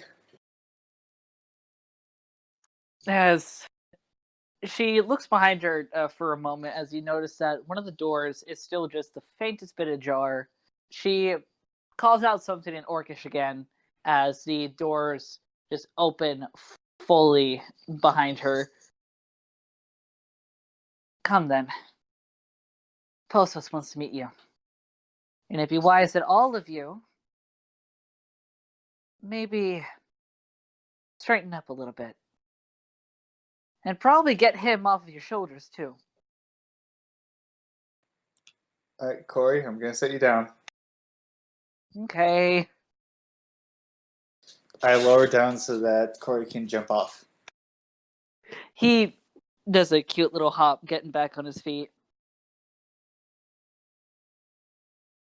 Now, we do have a stable right over here for the wagon and your pet.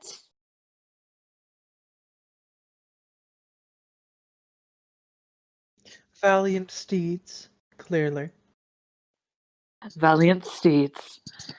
And they will be taken care of while you're here. Hi, Chieftain Posus. Just either this will go smoothly with him, or it will go more traditional. Which I'm not sure which will be easier or better for Vogue's sake. Ankor swallows and takes a deep breath in and out, in and out.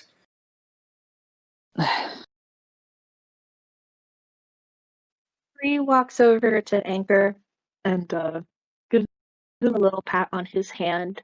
in a Corey does the reassuring manner. same on Ankor's other side as Lo continues. Look, I'm. Mm-hmm. Well, that's just a cute image. Just the two tiny redheads Yeah. comforting the large orc boy. Look, you don't have to go immediately. Him knowing that you're here will be enough to calm his impatience. It might be good for you all to maybe take a look around the White Price. Maybe get to know some of the people here. Who knows, you might learn a little bit more than you may have originally wanted. Maybe things that need said, things that may need unsaid. It's up to you. Siobhan chimes in for Ankor's benefit.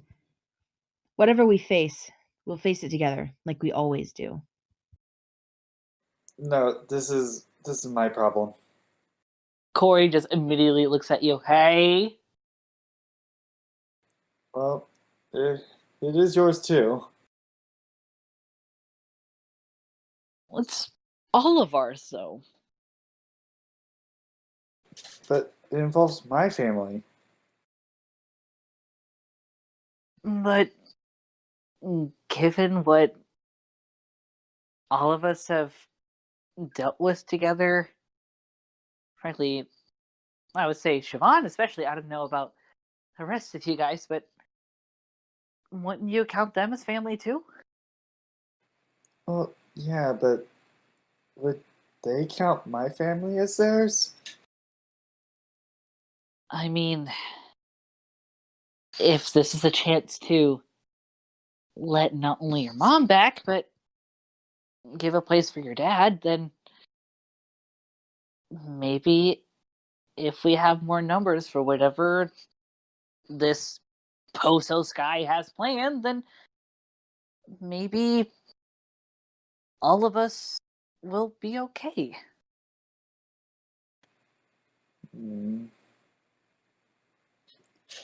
I just kind of stand there and think. I really don't want to burden them with this.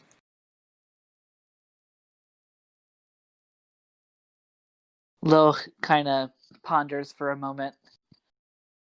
Then, well, if need be, I can double check with High Chieftain Posos to see what he would prefer. I can get back to you when I can.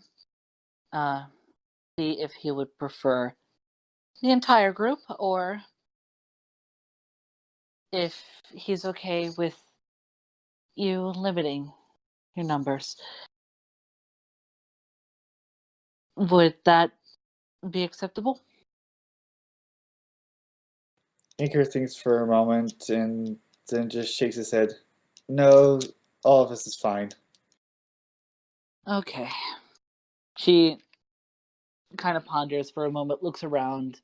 All of you notice as well.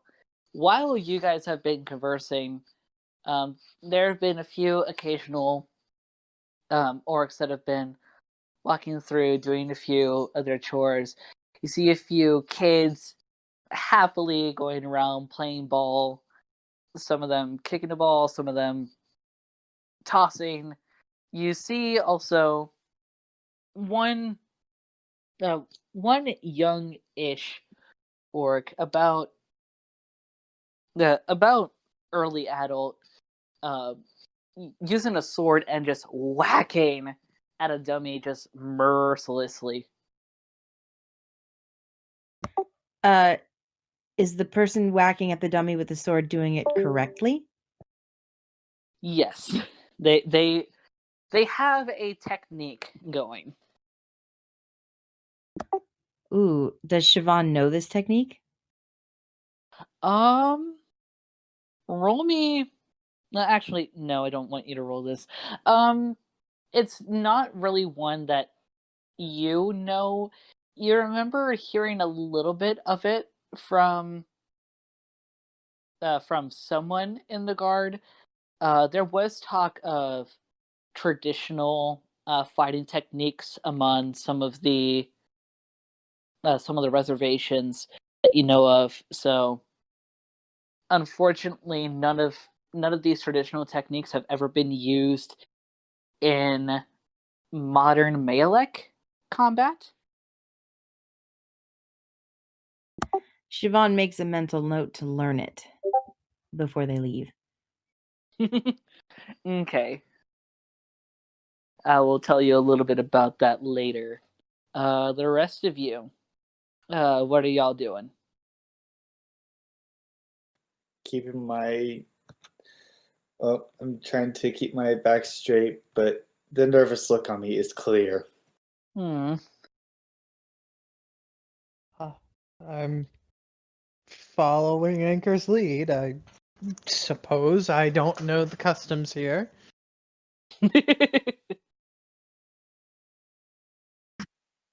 Bree's following Ankor and Angus as she typically does. She's kind of confused right now. She's just kind of like looking at everything as she does, taking in any just looking at stuff. Anything that catches her eye, just suddenly for a moment, maybe she'll stare at it and then she'll move on to something Yeah, else. Corey is still at your side, Anchor, holding on to one hand in your hand, his other arm kind of looping around yours, like partly to try and give you some comfort as he's also kind of monitoring everyone and everything around you guys. All of you begin to notice a a little girl, relatively young, still has a bit before she gets to early adulthood. Um, Rather, uh, sort of like shoulder length hair, um, thin, but there's a lot of it.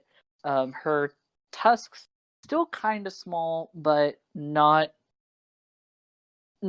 so not they're there, but they're not large enough to where they make this deer look so gruff like some of the other adult women that are around. Um, she holds a yes. Like they're small enough to be charming.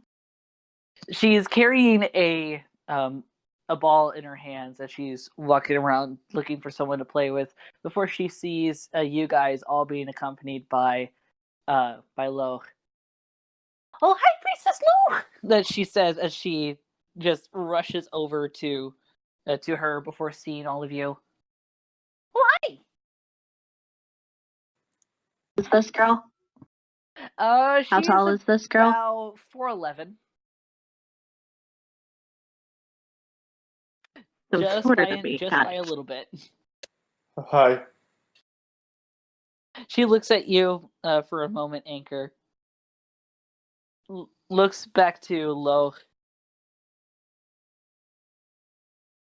Before she smiles. You all want to play?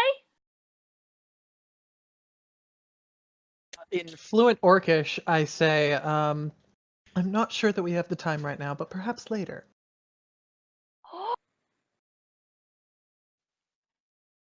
Did she say that? Okay, do you want to play? No, Did she say that?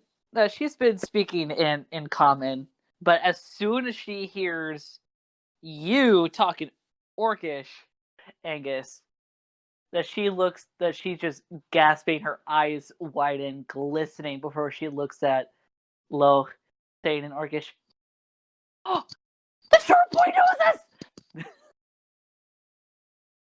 Sorry, the what? The short boy knows us. In fluent Orcish again, I Oh. reply, I am not that short. Do I know Orcish? Because I don't know if I learned that from my mother or not. You Oh my Well, god, hang the on. poor It half-orc should be might in not the know bottom Orcish. left corner of your character sheet, whether or not you know it. I'm on mobile. let me Okay. Go to look your at your thing. proficiencies. There should be a tab for proficiencies in languages. You do know. You do know. I want to say that Okay, so oh, I sorry. do Go just ahead. look back at Angus, wide-eyed, kind of happy, but I return back to my nervous look. Can I say that when the young orc girl asked if we wanted to play, Kree just kind of like she like perked up a little bit, like she wants to, but she kind of looked at like everybody else, mainly like Angus and Ankor and the priestess look. She looked at them because like she doesn't really want to like not be with them, but there is a part of her that does want to play. Lo looks at the girl for a moment, smiling. Now, Lyris. Now's not the time. She says in Orcish. We have to go see the High Chieftain. Lyris looks at Loch for a moment. Oh, okay, and she scurries back away, carrying the ball as she's going to look for some other people to possibly play with.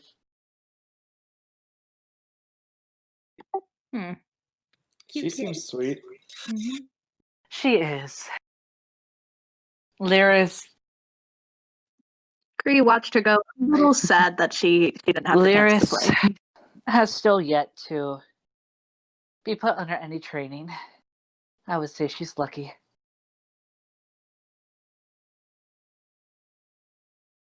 Okay.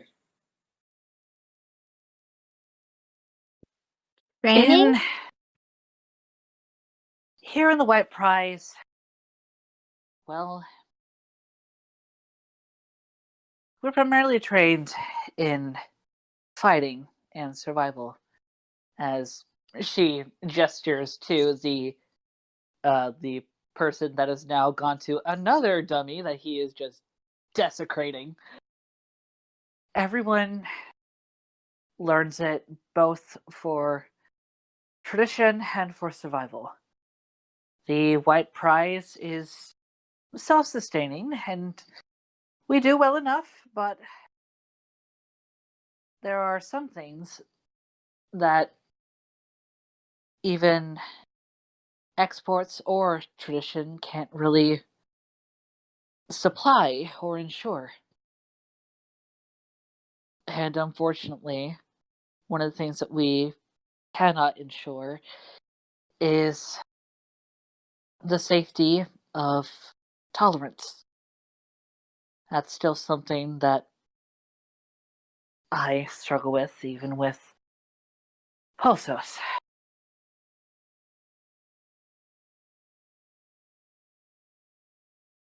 Corey kind of looks for a moment at Lo.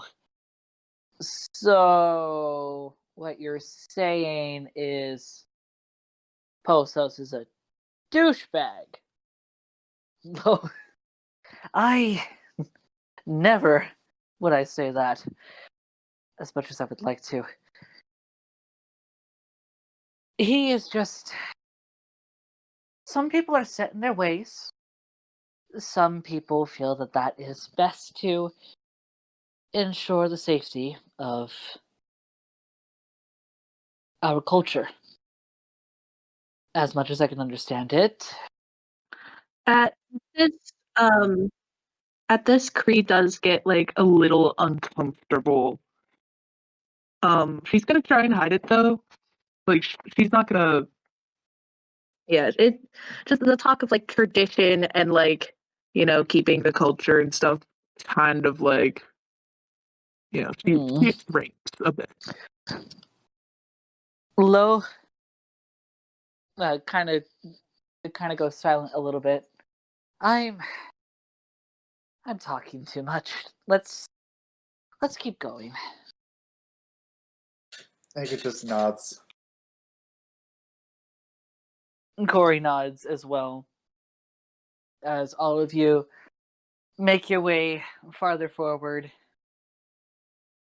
you make your way up towards what could only be akin to like a gazebo.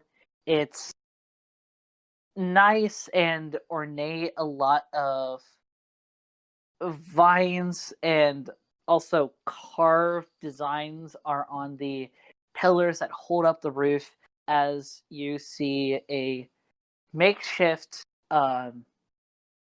large extravagant chair throne practically with a large beautiful fur trims, as a large cloth is in the center with some sort of padding underneath that allows for some cushion. As you continue to walk forward, you see a very tall, like 6'10" gentleman with deep olive skin, his tusk just large, extending out of his mouth, almost to his nostrils, like the length. As there's a little bit of hair tuffing from the top of his head, but near his ears, it is very, very well shaven. A notable scruff across his face, adorned also with many scars. You notice that one of his ears, a little bit of a dink, a bit of a chip out of it, as his figure, very buff, very muscular, as he is just laying relaxed, reclined in this, as a hand, clenched slightly, is holding up his chin as he looks at you guys. Ankor, you're the first one to notice his bright, piercing yellow eyes just looking at you. So, you're the ones the High Priestess Lo decides to bring me.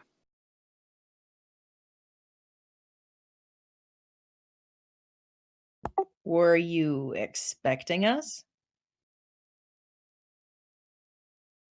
You could say that. Oracles have a way with premonitions, he says as he hoists himself up from his throne, and you really see his height proper. You see the loincloth that is around him with a belt holding at his sides. You also now notice a notable set of axes that are next to the that are on either side of the throne. So, Vogue's boy. Yes? Has she ever told you how things are run around here? Not the banishing bit, but the customs, the rights. Did she? Roll me history. D&D like needs like a memory check. Right? Dirty 20. Dirty 20, yeah, she's definitely told you a good amount. The culture of the White Prize focuses a lot on honor through strength, fighting, and physicality. Often it's seen as the most powerful, the most fit, the most athletic are able to survive and continue whatever bloodlines and systems are within. I relay this information back. He grins. So she definitely has. Well, here's the thing. High Priestess Lo wants me to bring your mother back. Unfortunately, all of you, he says, calling to all of you in the party, should also know how the humans treat us. Why it doesn't seem exactly kosher that we let any enemies into our home, let alone into our women's wombs. So, I'm making a proposition. And your proposition is? Considering we focus so much on strength and ability, I want to fight. I need a fight. I am already clenching my fists. Especially from you. Considering you have her blood, but at the same time don't. So you need to prove yourself, not only for your sake, but for hers. If you win this, with however many people that you have with you, I'll let you have up to 3 if you only want to go against me. Any more than I'll have to bring a few friends. But if you bring me down, then I'll relinquish your mother's ban. Let her and your father have sanctuary here. I'm pretty sure whatever circumstances you have brought them have not given them the best reputation in Malik Banajo. That is correct. But My face changes from nervous to looking ready to fight. if you can't succeed, then not only will Vogue remain banished, but word shall spread to the other orc tribes throughout the Monony Commonwealth, if not even back to Malik Banajo in the Midskir Kingdom. And your name will not be a good one. So nothing will change. I mean, not much of the other orc tribes know of you and Vogue, but they will if you can't win. We have a bit of a makeshift inn. You can sleep there for the night. Be ready by dawn. I nod. Well, off you go then. Not much I can say left here. I have my own prep to do. As he walks behind his throne and walks away from the gazebo, just leaving you guys low, kind of sighs. Always has to be a showsman. As soon as he's gone, I just let out a deep exhale, like, ah, what am I gonna do? I mean, I could stab him in the back. No, we have to do this with honor. I gently reach over, unsuredly, and pat Ankor on the shoulder and say, There? I just nod at Angus and manage to crack a smile and say, thank you. That was okay. Good. I did it right. Well, at least Postos has given you time to plan. Normally he would want to fight outright. Well, I mean, I was expecting that. the good news is, he said that all of us can fight, correct? Yes, but if there's more than 3 of you, then there will be other folks that you'll have to fight against along with him. To even the playing field, so to speak. Well, you're looking at the boxing champions of the town whose name I can't remember. So, The Highland Smithshire. thank you. I think we have a pretty good chance.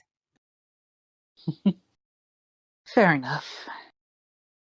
There's nothing a good amount of intense flames can't handle.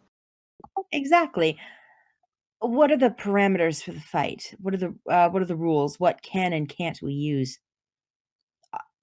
Also, that doesn't really matter because there's always, cheating. Well, right. Well, ideally, our culture's fights would prefer weapons, not magic. Though, of course, we do have our occasional magic users, she says, gesturing to herself. At least be prepared if all of you wish to attend and fight alongside that there will be some other magic folk that will have to go against you. We can't exactly have the fields uneven in ability or otherwise. Yes, and he didn't specify a number of backup if it's more than 3. That's the problem. It will vary preemptively depending on who you have. Well, I don't know about everybody else, Ankor, but you have my blade or whip. You have my whip. I will whip it good. This makes Anchor smile and chuckle a bit. As you immediately hear Corey. Haha, very funny, you. Keep going, and you'll be the third person fighting in this. I mean, I was going to anyway. Sure, let me fight with you. Are you sure? Mm-hmm. I want to help you. Hell yeah! Bard buddies! I mean, for once, I'd actually quite like to get in the ring myself. Anchor's just looking at everyone, just wiping a tear away. Thank you. Look, kind of a smile seeing everyone. Well, since one of you is rather preoccupied in thought as is, she says, motioning to Yorga, who for a moment snaps out of it, looks at Look, huh? Look kind of chuckles. All of you get some food. Give yourself time to prepare. It's not terribly late, but considering the fight will be at dawn, it'll be best to eat and rest early. What time is it? Is that same child still out looking for someone to play? Yeah, the child is still out. As far as time goes, it's about 3 in the afternoon. I look at Cree. Do you still want to go play?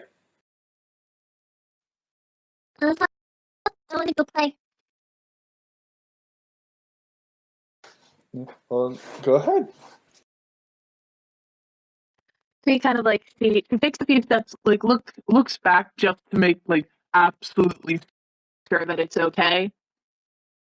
Lo looks at you for a moment and gives a soft smile and a nod. She smiles back and then runs off to go play. As you see Lyris walking by, seeing you, Cree. Hi, What's your name? my name's Cree. Nice to meet you, Cree. I'm Lyris. It's nice to meet you too, Lyris. I like your name. Thank you. You see her kind of tentatively, lightly tossing the ball in her hands. I normally don't get this far. What game do you want to play? He's kind of like pauses for a moment because she's never actually really played any games before, so she doesn't know any. Why don't you play catch? Do you want to play catch? Yeah, catch! And she tosses the ball to you. He happily goes to catch it and toss it back. She grabs it and begins tossing it back to you. You guys start going back and forth. The rest of you, what are y'all doing? I think it's Siobhan finds a place to settle down near Cree and Lyris and just kind of absentmindedly watches them. Seeing that Cree has her sitter for the evening, I'm gonna go probably follow Ankor wherever he's going. Yeah, Corey will, as well as Georgia goes over to sit beside you, Siobhan. Alrighty. What is around that can help me prepare, or maybe even just secure a place to sleep? Right. Well, there is there's a building to the right of you that rather large-ish that you remember Posos saying was a sort of inn. So that'll be for whenever you feel the need to sleep. There is a very small store next to it where you see someone poking out from a window as they are preparing food, and there is a open space with a rather small low fence that's dedicated to training, where you see a lot of hay piles and dummies and the sort. Alright, well, why don't we go secure a place to stay? Corey looks at you for a moment. Yeah, it'll probably that's probably a good idea. Yeah. Because I don't know about you, but I don't want to make you guys sleep outside. I mean, I've dealt with it before. You're not sleeping outside. I would rather sleep indoors, yes. Fine. as you three make your way into the into the inn, you notice a few rather nice tapestries, simple in design, are hung on wooden walls. A few rugs of a similar coloring and design at your feet as you walk in. The front desk is right near you. You notice there are sets of staircases on the far sides of the building, each having a hallway that extends farther back, stairs that extend down to lower floor, and sets of stairs that go up to a second floor.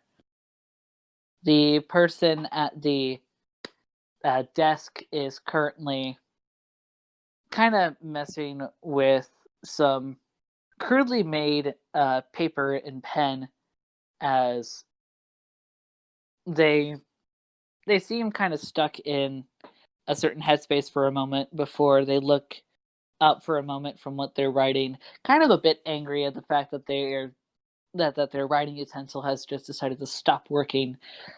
They see all of you. Oh, not every day we get foreigners. Yes, I would be around here for unspecifiable reasons. Well, I'd like to secure a place to stay here for 6 people total. Okay. We don't have a lot of spots left. I could give you 2 rooms. It'll be a little tight, but it's something. We don't have a lot of big rooms. Yeah, that'll be fine. All right, that will be. For Korean Angus. What? I was saying, for Korean Angus. So that'll be 8 electrum. God damn it. Oh, die. I just slowly stare at Angus. He's fucking fuming. I'm glad I'm not here for this. It's thoroughly entertaining, though. Can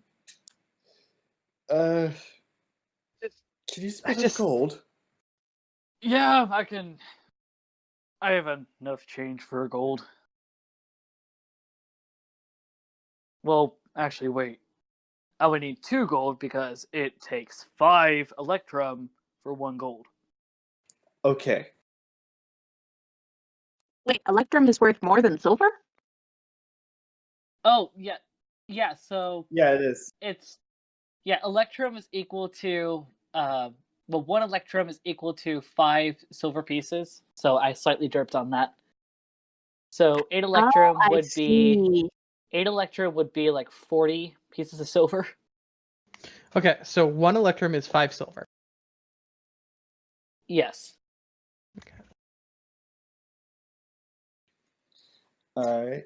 So... And a gold is 10 silver, so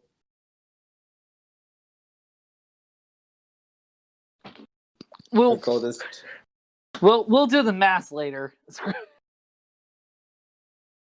I give 2 gold and take 3 electrum.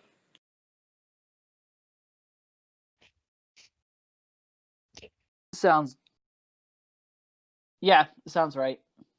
Yeah, that's right. No. Hold on. I give up. We'll do it. We'll figure it out later. But you hand the money. All the You have more than abacuses enough and money. calculators out. You have more than enough money as is in your thing to cover 8 electrum. All right. That's enough for 2 nights. I assume you're going to be here for a bit. I don't know what all's going on. I'm really just surprised that we got foreigners to begin with, but whatever's going on, you should at least have a night before and after whatever you have going on here. You must have some business. Ankor nods. You traders? Something of the sort. Oh, don't you start on the vague, cryptic bullshit now, too.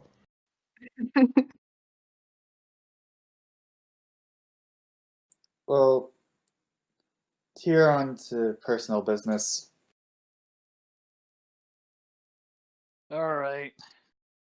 Well, here we really don't have what humans like to call keys. We go more traditional. We have the giant boards that you put in front of the door when you're inside to lock it. Me personally, I think it's a lot better. It has a nice aesthetic, in my opinion. Anyway, your 2 rooms are going to be on the bottom floor. If you go down this way, he says, gesturing to his left side, pointing down, is going to be the first 2 doors on your left. Ankor nods and says, "Thank you." Yeah, not a problem. So, then, how are we divvying up the rooms? I was thinking just divide 3 between the 6 of us, 3 in one room, 3 in the other. Yes, that part makes perfect sense. I'm more so meaning who in what room. Well, I mean, Chorus is piping up. I'm staying with Ankor. Yes, that much was obvious. I mean, no offense, but you're practically attached to him. None taken. You and Kreese seem to get along well. Mm-hmm. Certainly. Why don't you 2 room with the distant girl? Yorka? Yeah. I don't see why not. Right, we'll room with Siobhan. Oh, that means we can't do anything. Oh well. Shouldn't be. I feel like Corey would probably try to anyway. If you felt like if he knows, Ankor probably won't. Do not tempt me. I'm not allowed. Oh god!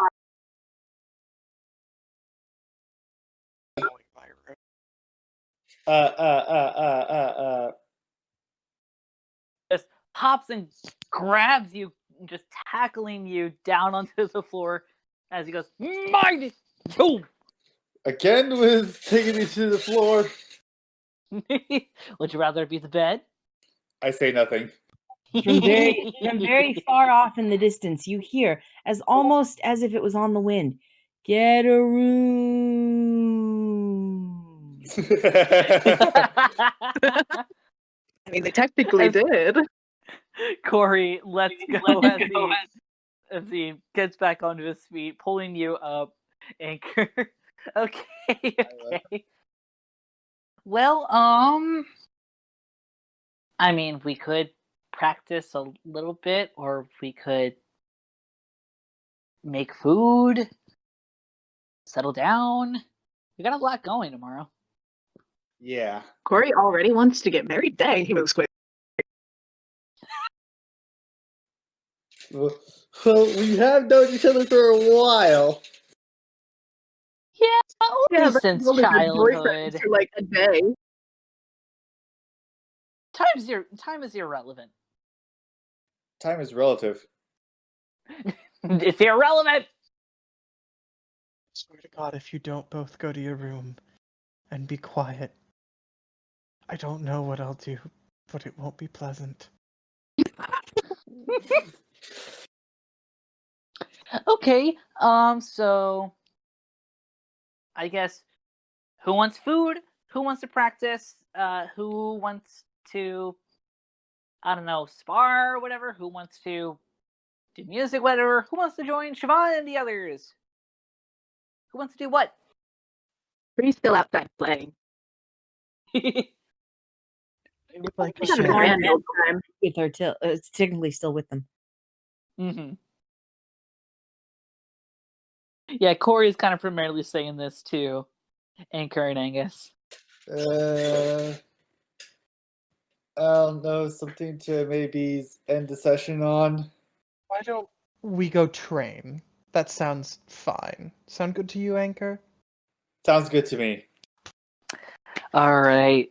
As you guys go to the bit of training grounds, you both, all of you, including Corey, have a bit of fun, kind of freestyling a few acts, and how trying to do a few stealthy bits on some of the dummies and haystacks, whatever. Giving them a nice pommel before the early sunset starts to kick in, as a rather sad and dire reminder that at dawn, hell is about to break loose. As all of you decide to reconvene, meet back at the inn, wherein you separate to your rooms proper, dreading the morning ahead, as that is where we are going to end tonight's session. All right, cool.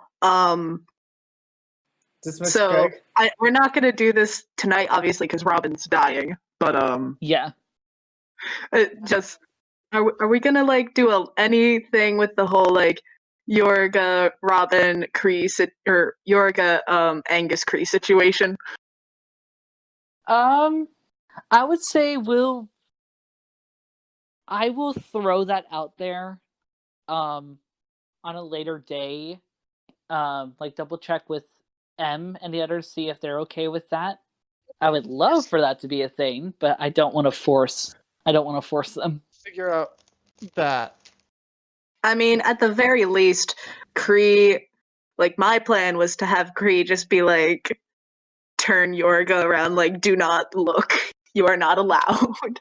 No seeing. Until like Angus is like like fully covered in stuff.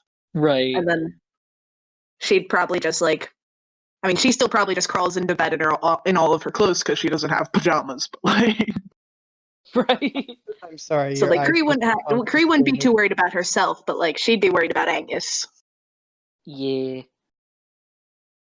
But if it's just like if we just want to chalk it up to like Kree just like distracted Yorga, which was quite easy considering Yorga was easily distracted that night and kept the secret long enough. Like, I'd be chill with doing that.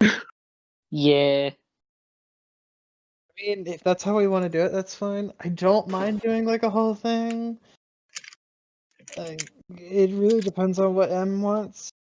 Yeah. Right. But hey, I love you guys. I've fallen asleep a few times already. Oh Uh-oh. no. Oh no. Yeah, we That's need to okay. get Robin No. to sleep. Yeah, go to sleep. Don't hit any doors or anything on your way to bed. Get some rest. Yeah. Some of us have very, very horrible schedules.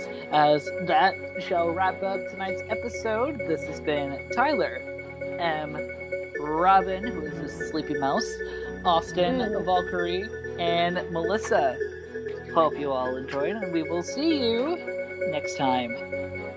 Bye-bye. Peace! Enjoy your long rest.